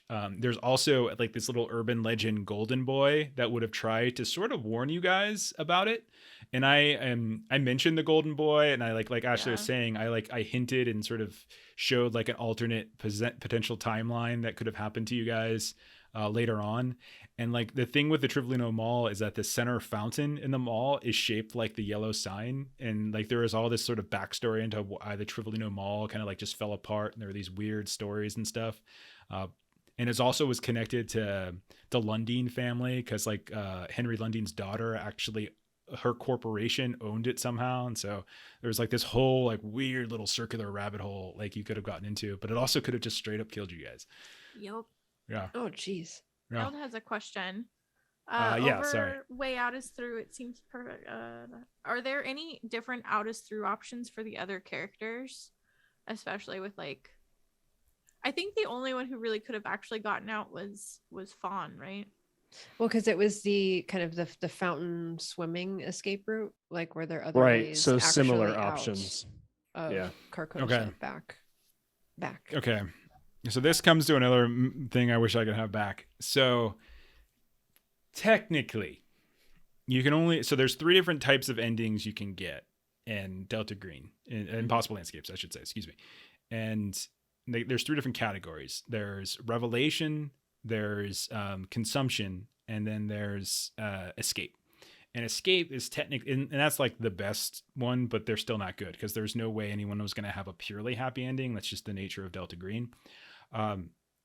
But escape was technically only possible if you delivered JC Lince's bottle to him at the masquerade, but this wasn't like clearly delineated. And like, even though I had mentioned the bottle a couple times when you were guys like rolling around in the sand and no one picked up on it, I should have just given it to you guys. Like, I regretted it later. I'm like, I should have just said you guys had it. No big deal.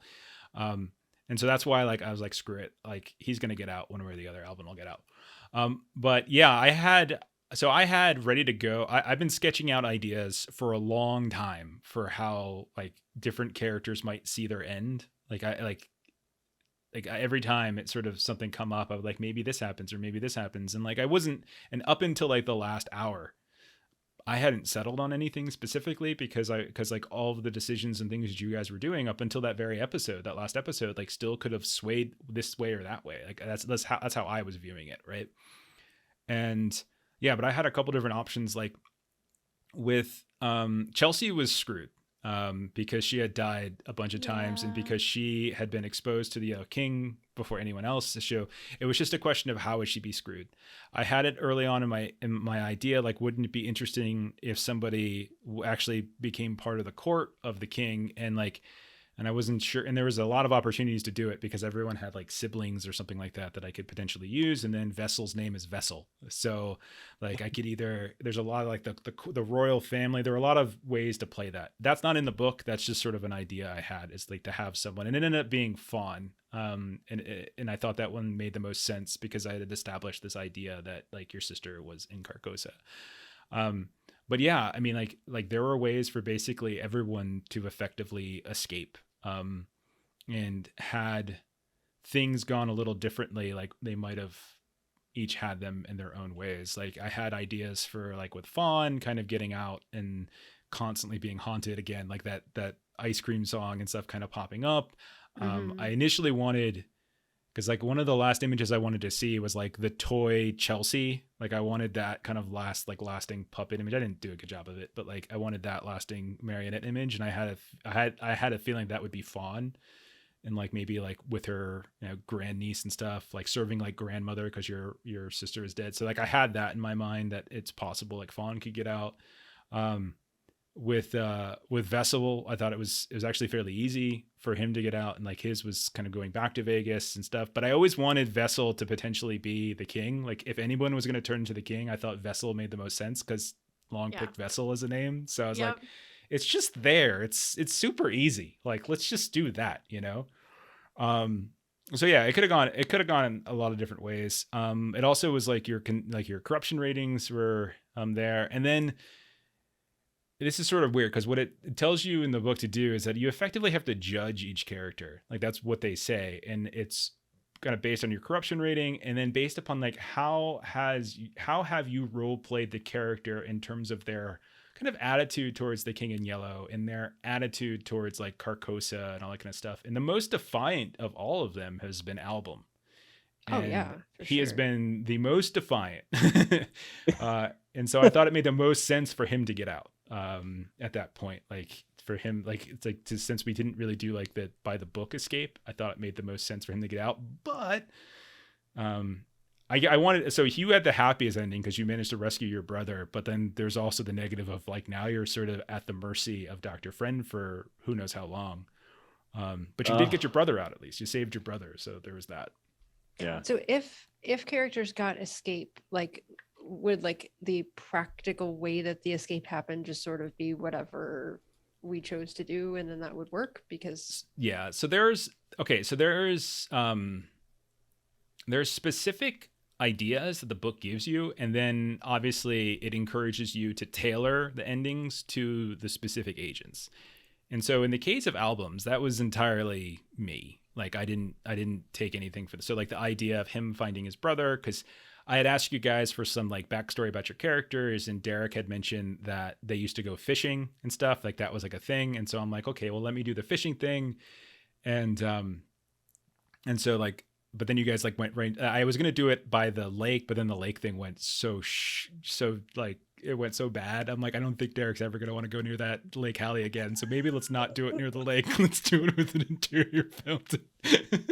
so I came up with this idea because I thought that would kind of make the most sense. And then I also thought it would be really funny if like it was the thing that almost killed him multiple times, his inability to swim ended up being the thing that got him out. I thought it would have been like kind of a nice like overcoming moment.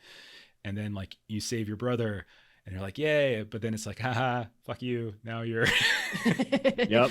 Now you No, I truly appreciate the irony. Like you got out, but not in the way that you expected. Like it's just yeah. I like to think that it's still possible that Album could break free. Like his brother could go back in. Like that's how I see it in my head. I think Album is the most salvageable at this point. I picture his brother has the day room and he has the night room. It's like how I thought of it. So here are a couple of the things that could have happened. So like if you would have, so like you could have potentially given the bottle to the author, J.C. Linz, and he would have opened his bottle, and because he was basically had writer's block, and then he would have listened to his bottle, and then he would start as he was listening to it, he would recite the first lines into the play.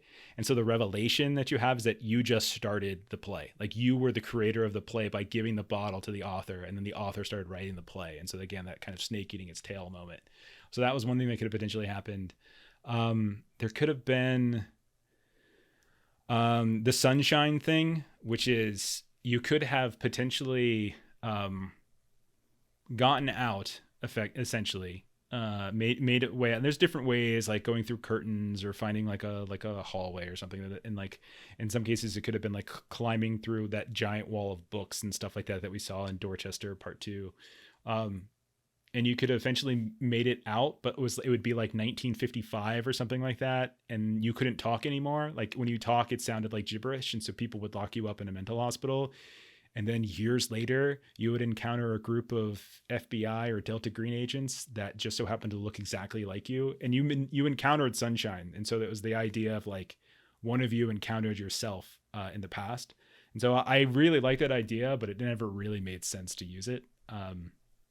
Then there was, you could have gone out potentially, but had kind of a megalomania situation where you think you're the king in yellow, effectively, but out in the real world. So these are things that could have happened. Like this is sort of like revelation. Is that like Dr. Friend, where he thought he was in control at some level? Dr. Friend, I don't think ever thought he would. Dr. Friend knew there was. So Dr. Friend was always looking for certain information that he didn't have. And so that's why he was kind of mining it in the patients. He was trying to get it out of the patients because he himself was denied that information. Yeah. And so then there was like, and so so one of the endings for Revelation was like the Dr. Friend kind of thing. And I was like, this is perfect for album. And so I combined kind of my idea of you getting out with your brother with that to kind of make its own thing. You could have gotten eaten, which I thought would make sense because like effectively that's what happened with Ashley. The idea of the king's presence had become so big and like Ashley had become so small, like a tiny little doll. And again, I did a terrible job of conveying this in live. I was so exhausted by the end of, I did a terrible job. But like I was supposed to basically convey that you were this tiny little doll and then it essentially ate you. And then I wanted the tiny little doll to come back when like, Fawn's niece like picked you up on the shelf. Mm-hmm. And then I kind of did the whole you become the king with Vessel, which was kind of interesting. And again, I just thought it made more sense for him to do it. I felt like I could have done more with Vessel, though, to be honest. There's probably more I could have done with that. You could have escaped into the night floors again and found yourself in like the Van Fitz apartment. That was another thing that could potentially eventually happen. Oh, that would be so awful, escaping into the night floors. Yeah, being 50 years old in the 90s. You could have found your way into the bookshop again. And I didn't do that one because since we never went to the bookshop, it made no sense because it wouldn't have had any kind of meaning for any of you. So we didn't do that. And like the wall of books, the Dorchester house is one as well. So those are the ones that are in the book that you could potentially have used. So, I don't know. Is there any possible way to kill the king or end the play, so to speak? No, not really. Like you guys did sort of blow the king up, but and so like the idea, again, did a terrible job conveying this.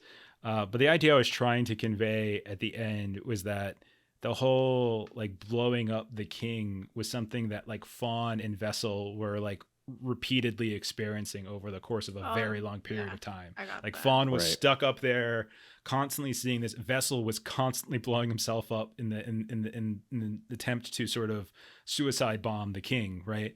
And then eventually like the king just like broke the cycle and just sort of like absorbed Vessel. Yeah.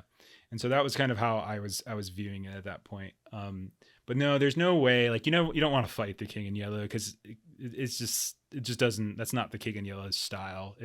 King in Yellow is all about like, the insidiousness of it, of the idea and the permeation of it. And it's not really something that's just like a big old monster that you kill, Yeah. So the best, like the best case scenario for everyone was to sort of break free from the orbit of Carcosa in the King in Yellow and potentially prevent it from spreading too widely to other people.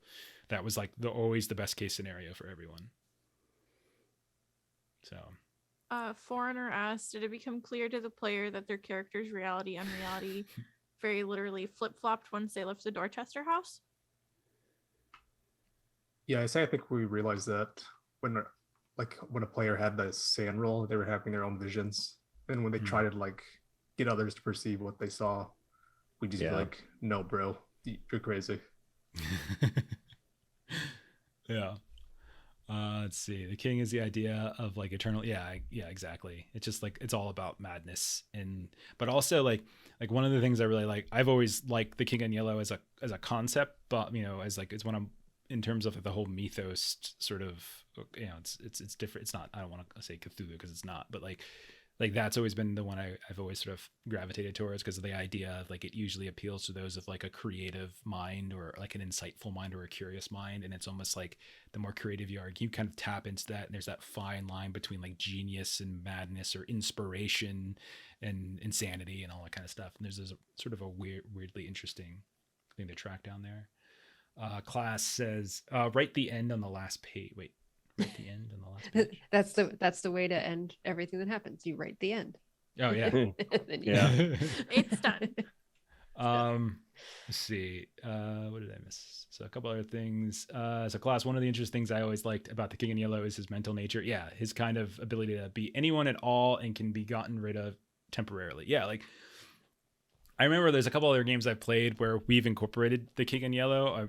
I remember playing we played a D&D game years ago, and I remember our friend Coder played a warlock, and we worked out that his patron was basically like the King in Yellow, and so that was pretty fun.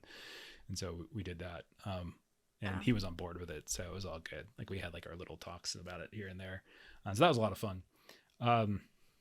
Okay, all right. So question. Yeah, go ahead. Sort of a vague question, but like one of the things that I remember, kind of at the end of a couple chapters is like we had these escape sequences where we're like running, and just like we can tell there's urgency to get through. And it seemed like there was a whole lot of things that we were seeing in the process that we couldn't really stop and see because we're like running for our lives, and it's kind of those end sequences. Yeah, it's supposed to tempt you. Right. It's like, I think at least that's how I read it, is as like the temptation of like knowledge and like kind of understanding what you're seeing, which means you slow down to look at it. But if you do that, then the giant clown gets on you, or something like that. And that was one of my favorite bits, is the clown. The escape from really fun. Dorchester was one of my favorites. The whole Patsu thing was so gross, but just like so cool. It was well done. That was one of my favorite things. Y'all drank my eye brain juice. That's gross, So I kind of wondered like if there were like details in there that, because we never stopped to look at anything. I'll go through what I had here in a sec. What did you say, Lon? I was curious when we were leaving the Dorchester through with the deal. I think we encountered like a babbling lady. I don't know if you cleared who that was. Babbling lady. So was it during the escape? Like during that, like, did I show up? No, it wasn't during the escape. It was I think before, leading to it. We were like going through some. It was right before the escape, because we were like hurrying to get there. Right. We were following. I think it was Ed. You're following Bale, probably. Oh, Bale, yeah, Bale, right. And then there was an old lady in there. Ed, like Wild led you to Ed, and here, let me break it up. So, all right. So basically, do you remember if it was like, okay, so you guys went to Bale, and then Bale was like, "Follow me." Yeah, we were following Bale, and then there was an old lady that appeared, and we tried to understand her, but we couldn't. I don't know if you guys remember that. He's talking about Sunshine. Oh, that was Sunshine. Oh, is that what it is? Oh, okay, yeah. Oh, so Sunshine, okay. Yeah, Sunshine could have potentially been one of you if we would have picked that ending. Well, because remember, I kept asking you if that was my sister because I found my sister's nudie pics on the bookshelf. Yeah. And then I was like, "Fuck, is this my sister in the future?" Oh man, I regret not getting your sister more involved. That's, again, I really, if I could do this again, like, your bonds would be all over this. I think Melissa's right though, that we should have like on our own, like, reached out to them more often.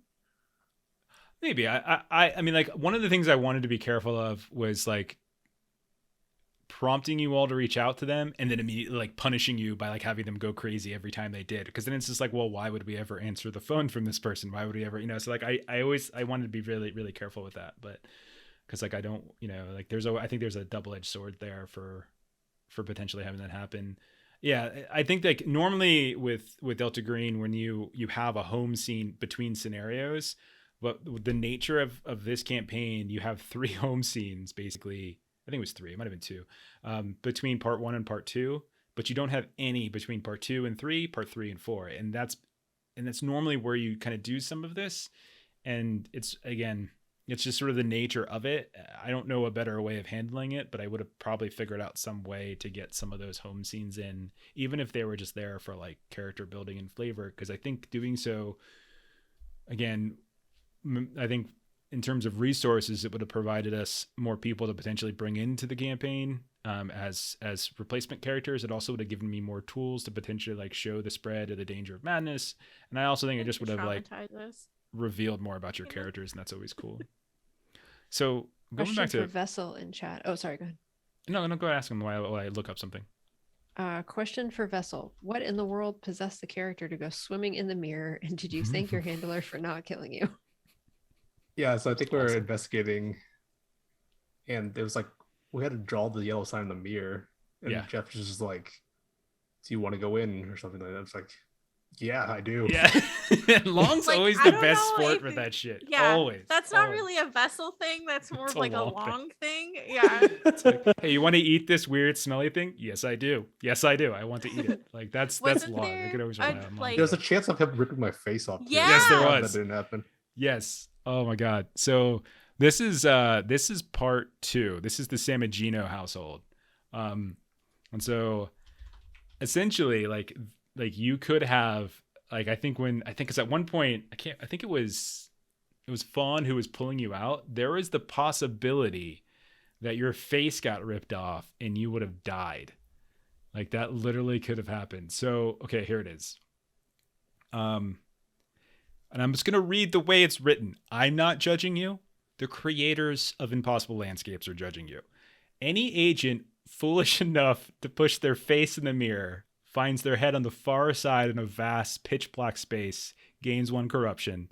There is slight resistance like thick water, giving the clear sense that one could swim through the void, again, costing sanity, etc. It's supposed to fill your mind with fascination. The agent may pull their face back out of the mirror only if they fail their SAN roll, but not if that failure causes temporary insanity, because you could potentially lose a lot there. Each turn on the far side allows the agent an alertness or a search roll as their eyes adjust.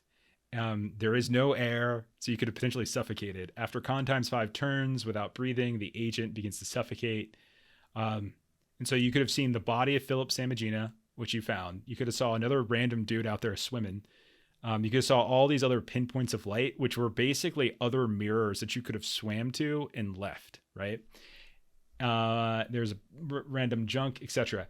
An agent yanked out of the void by compatriots must make a luck roll. Failure indicates the agent takes 2d8 damage as their face is ripped to shreds as if by broken glass, although the mirror remains untouched. If they die, the portion of the face that was submerged is cleanly removed, bone included, as if cut off by a laser. And then so that would have cost Melissa some sanity.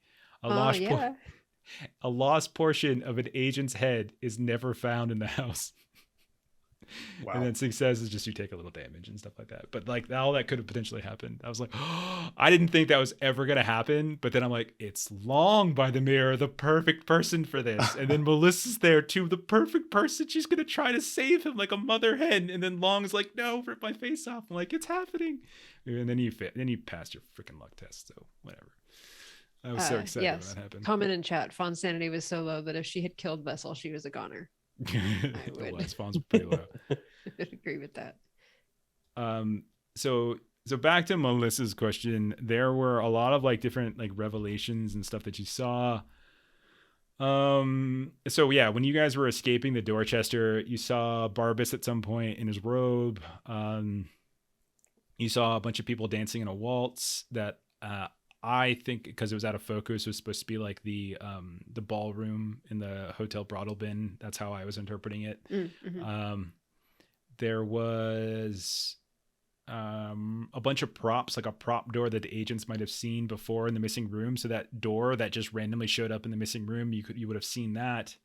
You would have saw some like basic reconstructions of things. Like some of it could have been like your home.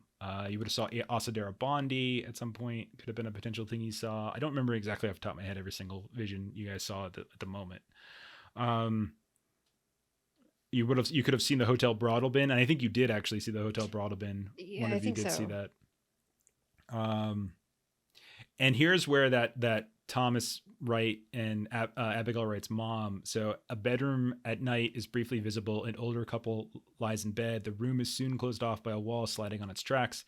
The woman sits up in bed and shrieks, "He's coming for my baby, Tom, stop him." And I think that's when she like literally dies from stroke from that. And then like that, and there's even a note here, if Thomas Wright is one of the agents, like he loses extra sanity because he recognizes the situation. Hotel room, you could have seen the missing room. A bunch of masked revelers and stuff, which I think is sort of like encounter group things. And then there's basically a bunch of extra things that I had to create. So some of them I had to create, and I tried to like, usually whenever I created them, I tried to tie them back to the little things about your backstories or stuff like that we had developed along the way. All right. Yeah, there's lots of little things in here that there's more like, and the one really cool thing about the PDF is there's all these little like messages and stuff where like somebody is doing marginalia and like they're making notes and talking, and then they're like there's like a marginalia that's responding and stuff. I started doing that and I didn't realize I was doing that. I think I mentioned this earlier. All your different colors, yeah. My notes just started talking to each other. I'm like, I think I am the king in yellow. I don't know what's going on. In chat, another possible ending for album: caught by the police and sentenced for the brownstone bomber. Bale and Barbara. I was expecting. I was genuinely expecting either Delta Green to capture me and recognize I was either like compromised or something, or being put in prison for the rest of my life. I did not see a Dr. Friend thing coming. I thought about bringing back the brownstone bomber one more time. Yeah, I definitely thought that was on the docket as a possibility more than once as we were playing. I'm like, does this come back? Does this come back? And then I'm like, no, we got to bring Friend back at the end. Friend's got to come back, right? That was so that was one of my It's favorite so scenes. Deliciously evil. Yeah. God, that was one of my favorite scenes. I'm trying to see if there's I'm like curious. any other major things. Yeah, go ahead. This was something that we focused on for quite a bit, and I don't know if we ever saw the results of it. What did the tryst and the hack accomplish for Wild? So the idea of Mr. Wild is that he's the repairer of reputations. And so it's all about like kind of manipulating his like, forces and stuff and doing things that are supposed to happen. So in some cases it could be like trying to, so like you can interpret certain things as like he's asking you to do these weird inane things, and they usually have some sort of connection or like kind of tertiary or tangential connection to other things. And there's a whole list of them. And so I just picked a couple that I thought were sort of fun at the time. And so we did the military one, and then which I put a ton of research, and like to the point where I'm pretty sure someone's going to bang on my door one day. Like, why have you been looking at this small little military base near Boston? Like, why are you looking at this so much? I'm like, I don't know. It's fine. But that one didn't have like any sort of direct connection to any sort of major plot points, but it was really just sort of underscoring that like Wild is all about taking in, getting favors and giving favors, taking favors to repair reputations. He essentially had a reputations book. All of this kind of speaks back towards elements of the play and everything too, like the repair of reputations. So we didn't really dive into that too much. But yeah, you guys did spend a lot of time on it. So in my mind, like the way I had put it in my notes is that one of the guys that was involved in the tryst, the fake tryst, was part of that Imperial Dynasty line with the Castains and things like that. And so somehow doing this was sort of preventing like the a kid from being born or something like that would have been part of the lineage of the Imperial Dynasty. That's how I had it in my head, like, and that's why I picked that one. Never really came out in play, but like that was the reasoning for it in my mind. Okay. Comment in chat: the margin notes are Bale and Barbas arguing. It's Bale with and each other. Barbas. Yeah, because Bale is like the demonologist guy, and then Barbas reads it and stuff like that, and it's really cool. And then there's also these really like if you're reading the PDF, there's these little like almost like redacted portions that you can kind of like copy. If you like, you could drag the cursor over, you can copy and paste it into like a document, and you can see what it says underneath the redacted. Somebody, and I can't remember who's one of the viewers told me that, and so I got to start going back through and reading all of them. Yeah, and then the nightmares came back. So yeah, yeah, The nightmares came back. yeah, pretty much. It's fun. It's fun. So I'm trying to think if there's any other major encounters you guys bypassed. I think we pretty much touched on all of them, I think, at this point, because like the biggest ones were the Trivalino Mall ambush, the bookshop, and the encounter group. Those big three. You also could have gone to Vegas, and I actually thought we might go there because we actually just totally random happened to have a character from Vegas. Like I thought I was like, who would possibly get them out there? Because Ophelia Citri was out there. She was Agent Whitwer's, or Agent Vega, I should say. Sam Whitwer's, not Sam Witwer, was, can't remember his first name. Sam Witwer's an actor, but something Witwer. But, Michael Whitwer? Michael Whitwer, yeah. And you actually found him, you encountered him, Album, in the night floors. He was the guy on the stretcher that was kind of getting sucked into the darkness. Yep. He is a Delta Green agent. And so like you could have gone out and visited her because she was the one that had all that weird Facebook stuff that was going on. And then there's a story about like her friend kind of disappearing, and like you guys could have gone out there and investigated that. You would have had an encounter with the cherub, which Album eventually encountered in the Whisper Labyrinth, but you could have had an encounter with that. And you also could have potentially brought in the DEA at a much heavier level. Like they had her phones tapped, so they already heard you on the phone, but they only heard you, so I didn't really bring the DEA into it too heavily yet. But had they seen you guys, the DEA, since they were kind of tapped, because they thought that Whitwer was like embezzling money and stuff like that, essentially, or misappropriating funds or whatever. So that was like one of the other major things you could not, one of the other side things you could have gotten into had you wanted to. Yeah. I had kind of a big picture question. Yeah. Sort of general for you. So like when you because you said you kind of read through it a few different times. So like reading through it ahead of time, what part did you think was going to be the most like wonky or whatever? And then like, did it end up being once we got there? One of the things I was worried about, and it was because I had read some people when I was looking for just sort of advice, and I was really, we had never played Delta Green before, and I was really worried about running and tackling impossible landscapes. And a lot of people were saying, don't do it as your first because it's so complicated. And I was just, and like, I get the feel for that. I understand why people give that advice, but I also disagree with it because if like, I was like really motivated and like inspired by impossible landscapes. And so I'm like, if that's what's driving me, that's what I want to run. But, I do definitely think that like after playing Delta Green for a really long time, after having now run Viscid for a different group, like I definitely think there's probably ways I would approach it a little bit differently.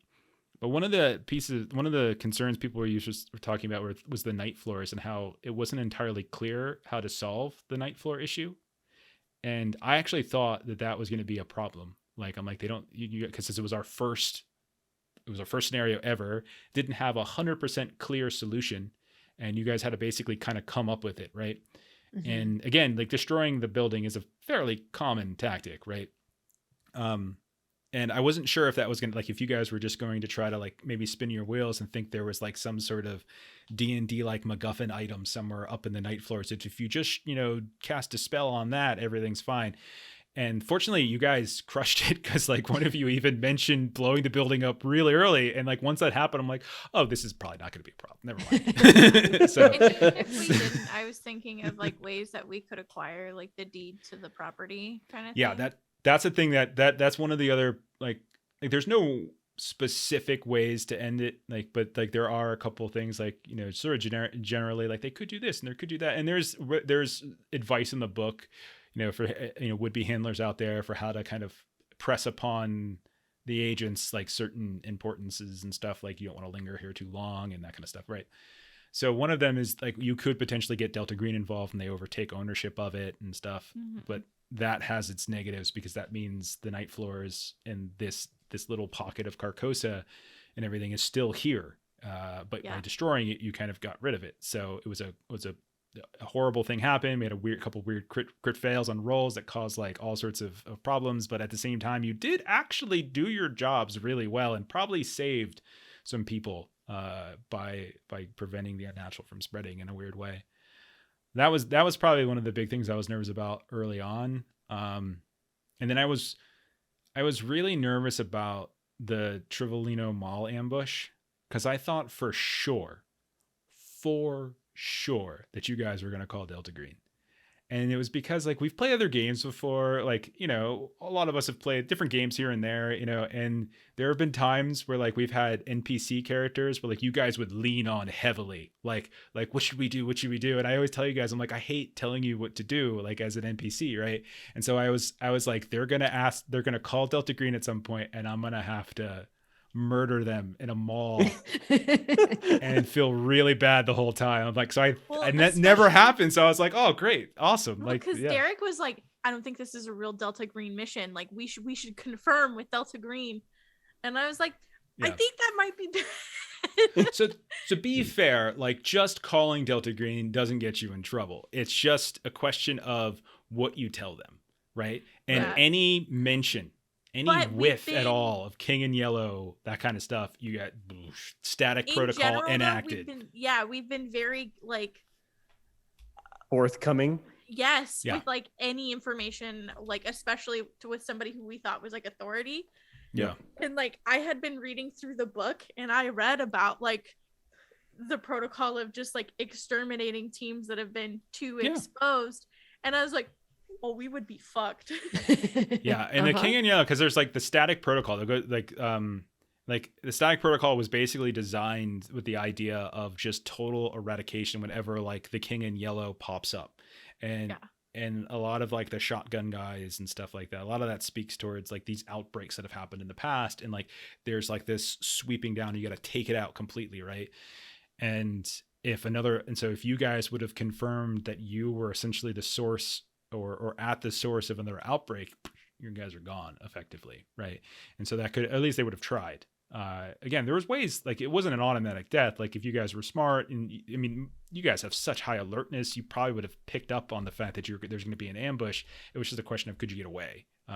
You would have lost the firefight. For sure, because they had way better gear than you guys did at that point. You mean my pepper spray wouldn't have? I don't think so. Your mag flashlight. No, they're just using. I did still have a gun at that point in my life. Lollygagger players, do you find yourself wishing the games could go on a bit longer, Delta Green or any of the other past games we've played, or do you find yourself eager to wrap up and jump into the next game system? What do you guys think? I would love them to extend, like longer games. I feel like this lasted the appropriate amount of time. Yeah. You know, but like I always have kind of like campaign hangover where I'm just like, I really don't want that to be over. Yeah. It's like when you've been playing like a really long like video game and you finish it and you're just like, yeah, I finished it, but you're like, aw. Or it's like a really good book. And it's exactly. Like, yeah. That's where a TV show or something like that. Something that you've been with for a while. Yeah. Long, what do you think? Or no, Derek, if you're ready to go ahead. No, I'll let Long go first. Okay. For Delta Green, I thought this was probably one of the better systems and games I've played tabletop wise. I really enjoyed it. So it's like the year-long campaign. It felt pretty much perfect. Like, sure, it could go on a bit longer. We could explore like more scenarios and places, but how the story ends, like how it played out, was really enjoyable. It wrapped up nicely. Would you want to play more Delta Green? I know we've talked about like we're going to do it, but are you interested in continuing to play more Delta Green? Yeah, if more Delta Green, I'm always down for it. Yeah. I mean, we're going to take a little break from it, obviously, because we've been playing it for a straight year. But like, I mean, the plan is to bring it back because I agree with you. It's been actually one of my favorite new games that we've played. Like it's right up there, top 2 or 3 for me, for sure. Derek, what do you think?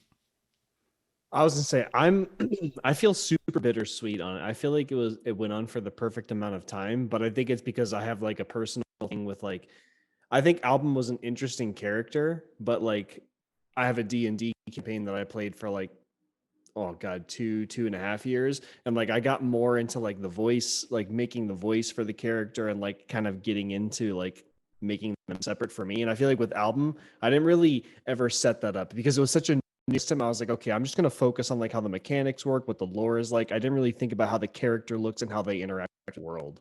So I'm like bittersweet. I think it was like the perfect amount of time for me to introduce to the system, but I would definitely be down to try it again. Nice. And now I can like go hardcore into like a voice and like a whole Right on. like backstory or whatever. I mean, it's funny that you say that because I actually thought like Album had a pretty clear personality and everything. Like it was very clear. I like, feel like you were pretty. I feel like I solid. should have just done a different voice though. It was just too much of like Derek talking. yeah. It's always like I love doing stupid voices, as everybody knows. I enjoy them. It's one of my favorite parts of it. But like I get it sometimes. Like we're not playing in like ye olden times like D&D where it's just like, "Hi, Hey, ye governor, comrade." hi, how's it going?" You know, it's New York, it's 1995, or it's Boston, 2015, right? Like, so it's like, no, this is just what we talk like, so, I can see that. Mhm. About you, Melissa? Yeah, I definitely get connected to characters, and we've done, some longer, campaigns and like, home games or streams. And like, I like, for me, I think Fawn, especially with Album, I think we had like moments throughout kind of the campaign where we were, kind of having our kind of philosophical differences about how we're approaching things or different things like that. And I think that, kind of brings it to life a bit. So for me, I'm usually, kind of have that sadness at the end of like, oh, it was really fun to, play this character in the system and with this group. And especially when we didn't die. And so it was the 4 characters for the entire year playing together. I think that especially kind of leads to that, sadness at the end that it's over. I'm not usually, and for me, it usually, Jeff and I've talked about this, like it usually takes me a little bit longer to get really like a feel for a system. And so I'm usually, kind of, I need, at least 10 sessions to really feel like, okay, it's a new system. I'm kind of comfortable with the like mechanics of the system and then how my character like kind of fits into the system. So I'm usually not one to want to like bounce around to a lot of different things very quickly. I like kind of spending time and kind of getting a feel for the game and, kind of everything that goes with it. Yeah. For me, like when it comes to length of the campaign, it went on longer than I thought it was going to. Because like if you and I'm fine with how long it went, but like it's like, each scenario is going to take like X amount of sessions. And it's always like a weird thing to say whenever I read any kind of like campaign guide or adventure guide, because it's like, you don't even know how long our sessions normally are. And like for a while, our sessions were consistently 2 to 2.5 hours, but then there were a couple that went pretty epically long. And it was just because like I was, whatever. But like, yeah, like when it comes to like choosing games these days, like Melissa and I have talked about this a lot. And it's the idea of like, all of our games we play now are streamed, and it's a weird extra wrinkle into decision-making process over like what games we play and like how long we play them. Like, cause like the priority number one by far and will never is like, are we going to have fun? Like, you know what I mean? Like we all have to have fun playing it. Like I would never run a game if we weren't going to have fun playing it. Like that's just not going to happen. But then like there's always things like we kind of think on the other, we always think like, well, what kind of game haven't we played yet? Or like what genre? Like we're talking about, we're all, eventually soon we're going to be playing a space game. Like we're going to be doing some Traveler soon, not like in an immediate week, but in a couple weeks probably, maybe or something. But we're going to do some Traveler, and it's because we haven't really done like a pure space exploration game on the channel before. Like we've done like Alien, but Alien's different, right? It's more leans inside of the horror stuff. So we talk about like, well, what do we want to do? Like we want to play a game that's really fun for us. We want to play a game that is sort of new or we haven't done before. And then we want to play, games that like people are going to want to see, So like there's always that little extra wrinkle. And then it's just like, well, how long is the right length of game, right? Because I can tell you from like a streaming side of things is that, the vast majority of people, like if you're watching, if we have like this ended up being like a 32, not counting this episode, but this ended up being a 32 episode campaign. So we have 32 videos on YouTube, for instance. And I can tell you unequivocally, episode number 1 has like a shitload of views. And then like, episode 25 has nowhere near it. And so like, it's always the question of like, how long do we let it go on and stuff. And so it's always like, that's like the extra calculation into the, into the whole thing. And it's just like, I don't know. And I'm not sure what I weigh more heavily anymore. I think ultimately it's just like, what's going to be fun and what's something we haven't, kind of done before, or what's like, what am I just like obsessed with right now? Cause I tend to get very obsessive about game. I can't do anything half-assed. Like I have to go into it. Very true. You're I whole seriously, assed, yeah. I'm a whole ass type of person. Like every game I A run, leg. I'm throwing in, I'm trying to get immersive music. I'm trying to like kind of sketch out some cool like little character. I'm doing the voices. I'm like doing maps and stuff when it is relevant. It's not really relevant in Delta Green, but like all those types of things. So yeah, I like playing longer games. Go ahead, man. I had no idea episode 1 had 5,400 views. I just looked. Yeah. That's nuts. I haven't looked at that in forever. Yeah, it's weird thinking like I'm still amazed that people actually like watching us do stuff. Like Yeah. like I don't know. It's not just us hanging out with our friends, but online.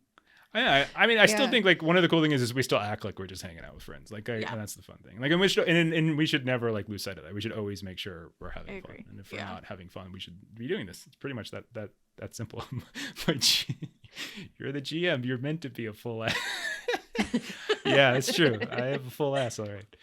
So, oh my God, Traveler, Feudal Stars Part 2. Like the Marquis. What? I come in peace. Everyone. Oh my God. In the Marquis. peace? What are you peeing in? What? Why is everyone? What? Why is everyone so angry? Would you like a Bloody Mary? Like, I love it. Like, it was my first time playing with the Garblag guys. I love Garblag's awesome. One of my favorite. There's some of my favorite people over there.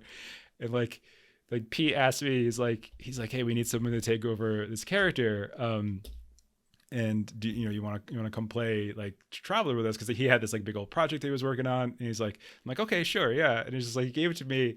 And it's got crazy high social, like charisma, like strength, but like no real particularly good skills whatsoever, just to carouse it. So I just played him as like Keanu Reeves because he was super likable and stuff and not particularly smart or good at anything, but just, mean like machinery or engineering and stuff. He was just like really charismatic guy. So I just played him as like as Keanu Reeves, who just kept wanting to make space Bloody Marys for everybody. That was the entirety of that character. He was so fun. Oh, whoa. Oh my God. So yeah. Coriolis is on the list. Star Trek I was going to do.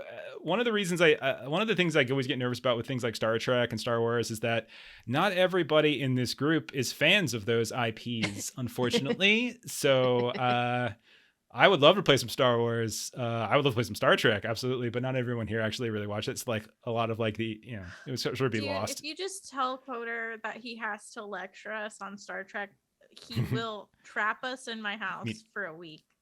You mean Star Wars? You see, this is what I'm dealing with. Coder's Australis just said Star Star Trek. Trek in chat. Oh, really? Yeah. Well, Coder does Knights of the Old. I mean, his name is based on Knights of the Old He Republic. loves Star Wars, but like, okay. he's got the Fair whole enough. Star Trek box set. He should just come play with us. Whatever.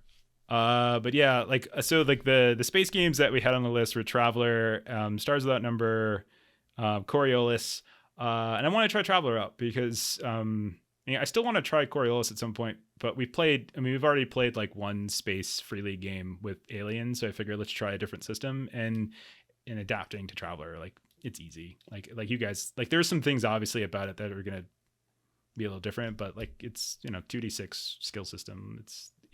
You guys will be fine. You guys will be fine. It's more the massive universe. Those players just run characters who've been living under a rock. Oh man, I really enjoyed I wouldn't mind doing like the FFG Star Wars because I really like Genesis, because we've actually played this is before we started streaming. We played Shadows of the Beanstalk very briefly because we had finished bad. We finished a D&D campaign, and then we were like, let's do some cyberpunk. And so I'm like, Shadow of the Beanstalk just came out. Let's do this. And that was the one with all the funky dice. And it was a lot of fun. I enjoyed it. We did nothing with all of, because we were switching over from playing fantasy to playing like real world. And we were like, oh wait, there's a security system and there's cameras, and we had to do all of that. We did so bad. We rolled so bad. Yeah, it was fun though. It was a lot of fun. We just never got back to it because it was actually scheduling that became a problem as more than anything else. That was what it is. And then we started doing the podcast stuff after that. So, all right. So it sounds like we're basically wrapping up. I want to see if there's anything else, if any other bits of advice I would give anybody if they're thinking to run it. I've already mentioned a bunch of stuff. Try to find more home scenes. Try to find some bonds. Get them in there. Static Protocol supplement is like a lifesaver for me. Organizing a lot of information. So definitely incorporate that. I actually think let's see, like I think I mentioned pretty much everything. I think I think the demons appendix, there's a demons appendix in the back of the book that actually has a lot of really cool and interesting ideas, and that's where I got the idea to get how to get Chelsea out of there, because one of them was a lawyer, and I was like, oh well, here we go, this is perfect. And so like there's a lot of cool things you can it was a lot of fun. Yeah. The other thing is like San, I thought was kind of curious. Like there were times where like, especially towards the end, I think I mentioned this to Derek at one point, like I might have been, I don't know. I mentioned it to somebody, but there's a time towards the end where like I was having you roll, like the book would call for you to roll San on seeing something that you saw in Abigail Wright's apartment. You're in Carcosa. Okay. The Palace of the King in Yellow is on the horizon. Okay. You've just saw a floating whale. You've been fixed by pillowcase families. Seeing a photograph like from I think that's the most normal thing. I don't think that requires a San roll. So there are times where I'm just like I'm waving that because I just feel like I don't even think this is a blip on the radar anymore. And I know that there's adaptations, but it's only for helplessness and for violence and stuff. But like even if you're not adapted, I think at that point, like after everything you see and where you're at, like I didn't think it was that big a deal. So I think especially towards the latter half and especially in part 4, like reevaluate some of those San rolls and whether or not they really make sense in the situation. So that's definitely something. And I actually bumped some of the San rewards here and there because I wanted to stick with it, like not by much, just a little bit here and there because I wanted to get them to come back. But that's really it. I wish I would have done a better job at pacing. I wish we would have been able to spend more time in the Dorchester at night and more time in Hotel Broadalbin. If I could redo part 3, I would drastically cut down on everything between when you got out of the Dorchester house and when you got to the Hotel Broadalbin, and make Hotel Broadalbin the part where we spend like 3-4 sessions in, because I felt like that should have been part 3. Interesting. We just kind of like ran right through it. Exactly. Yeah. And like that should have been part 3, but instead, because we felt like we wasted so much time. Yeah. And we were like, oh, we should just get to the next thing. Yeah. Yeah. So, I mean, that's the thing that I would change if I were to redo it. Like, I don't know. I feel like there's some work that needs to be done in part 3, at least in my head, the way I was seeing it. So like, obviously everything I'm saying, your mileage may vary and it's different for every group, et cetera, all those usual caveats. But that's just having played through it and the way I think and the way I know the players think and stuff. Like, I think that for us, I think it would have been better to somehow have the Hotel Broadalbin be more of the set piece for part 3, and you all have like a kind of a clearer way to get there, or like you were pushing towards it, as opposed to it just kind of happening to you in a passive way, and as more like you guys had agency and like kind of doing that. And I just think that would have been probably a better play experience for us, for at least for our group. And I think that might have shorn up some of the issues like Long was mentioning before, and I was mentioning about part 3. Yeah, because there's so much stuff in there with like, you know, me looking down the laundry chute at myself from Samagina, and like, you know, running into Darabandi and like all of those things. There's other things too. Yeah, there's like Lady Trianthe, who ended up coming back as Madame Sesostris. There was, man, like you could have, there was an awesome encounter with Mark Work we could have done, where he was just like digging a hole in like this arboretum type thing, and then like the ceiling could have collapsed and it was sand, but if you look too closely you realize it wasn't sand, it was just thousands and thousands and thousands of baby teeth. And I was like, yeah, that sounds That's fun. That's so cool. But it didn't happen. Yeah. So yeah. Anyway, so those are the other things that I haven't mentioned before, I think. But Static Protocol supplement. There's also like an ArchInt, which is another supplement for Delta Green. There is a reference to a artifact that can tie into this campaign, to the King in Yellow stuff. So, but it didn't come out until long after we were like more than halfway through, and so it felt there wasn't really a good way to get in it. But at some point, I'm planning to hopefully like write a scenario based upon it, and so that we can kind of play through that, because it's a lot of fun. You guys got any last questions? Anything else? Like, now's the last. I think we're at our time. I think we've gone on way longer than I thought. I thought it was like, oh, we've done in like an hour, no problem. It was like 2 hours later. I talked too much. Oh, I thought it was good to hear. All right. Thank you for running it. I mean, Yes, for thank you planning for it. all the Crazy. prep and all the sand loss on your part to then, push it onto us later on as a I have revenge. so many scars. You want to see? You want to know how I got these scars? I don't know how I got this. I got It is true, shot. still. Yeah. I am terrible at pacing. I think that's definitely my worst. I'm terrible at pacing. Like, I even noticed think we this in had the a lot of Deadlands game too. We had a lot of stuff fleshed out by it, though. I think it worked out in our benefit. Even though, like you say, oh, I should have had more bonds included in the story. I actually kind of like that our characters were kept in the situation, because Sort of isolated. yeah, isolated, and like, even though Chelsea gets eaten by the king, like, it wouldn't have made sense for all of the information she had collected to be used by anybody else. So it works in that regard and keeps us like constantly guessing and being paranoid, and still Mhm. serving like an ultimate purpose. So I think Well, it all really worked out in the end for reinforced this the story. loop, you know? Yes. Yeah. Yeah. All right. Well, thank you to all of you. The four of you, for actually playing this, because it's not. I know. I always get nervous sometimes because I get very excited, and you guys are good sports, because you literally just spent the last year of letting me torment you all. Like, you're like, please give was us so complexes, and I'd so like I one really, really certificate appreciate for that. my resume, please. But you Yeah, guys were awesome. We You should guys get were awesome. degrees. Yeah. I survived. I survived. Get a T-shirt. Impossible. There we I think go. I showed this earlier, Like but the Melissa picture at got the me end of the this. roller coaster that you like get the. Yeah. That's so cool. I love that. That's a phone It's my holder, little. right? It's a Yeah. phone stand. Yeah, it's awesome too. It's like perfect. And then she got the little. So now every time I want to put my phone down, I just go a little bit more insane. Is basically what it is. So it's good times. So, and everybody who watched this, those of you that are in stream right now, thank you. Thank you for following honestly. us.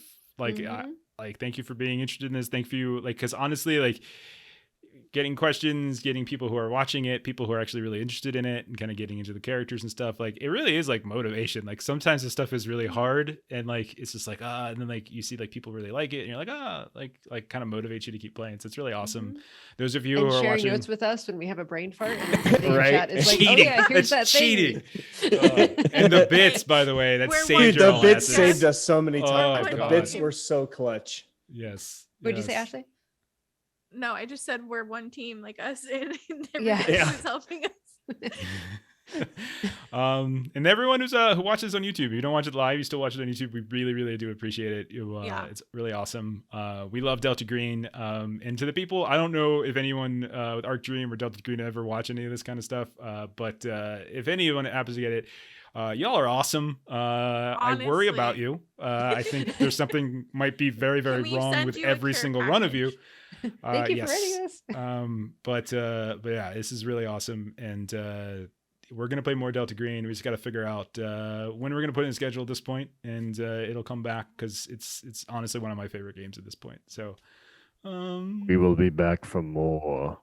I know, which is crazy. You guys are crazy. Well, actually, you are, because all this sanity loss. We Yeah, can make these yeah. jokes all night. Like, I we had can keep. 3 sand, you know? Easy content. Yeah. And if you want to watch me running more Delta Green, go over to the Garblack Games YouTube channel and look up the Visid play over there. There was an audio issue for like part of the first ep, but it's okay. You don't really miss anything too ridiculously important in that half. But like, that was so much. Visid was ridiculously fun. It was totally different from Impossible Landscapes in terms of like the theme. It was way more like kind of monster stuff, but like, oh my God, that was crazy. That group is so different than you guys. It was insane. Yeah. Like, it was so good. It's fun They to were watch. they were so much crazier. I agree. Yep. There was a there were deaths in that where I'm just like, wait, how did this happen? Why is this person dead? What the hell just happened? And it's just, yeah. And I learned how to get rid of a body, as Aaron was very, very detailed in what to do. So I loved it. Visit was great. Everything went so horribly wrong, class. Like, just so horribly wrong. All right, enough of this. Thank you everyone who hung out tonight. Thank you for the 4 of you for hanging out and sort of doing this, and thanks for those of you who are watching later. We will be playing and the followers, yeah, and the hypes and all that kind of stuff. Thank you. Let's see, we are playing tomorrow. Suspiciously knowledgeable. We are playing tomorrow, so One Ring right now. You can catch me and Ashley and Long and Melissa playing in that, and so that'll be like 5 Central or so. So come check that out. One Ring, a lot of fun. Long's dying. Monday, we'll be playing Ultraviolet Grasslands here as well. Next Friday, not sure what we're gonna do. We might take a week or 2 before we decide exactly what we're doing, but we'll put something up, and we're gonna play something, even if it's just a one shot of something for fun, as we kind of sort out what we're gonna do with our schedule. That's it. If you want to hang out, I'm gonna go ahead and raid someone, because I'm sure one of our friends are up. Looks like Bert's up over on Steam Still Murder. Speaking of UVG, playing one of his games. He plays in that game, and I play one of his games. So hang tight. I'll give it a raid. And good night, everybody. Thank you. See you next time. Bye. Oh, I got to update my Twitch schedule. Australis is calling me out. You're right. I got to do that. Sorry. My bad. Bye-bye.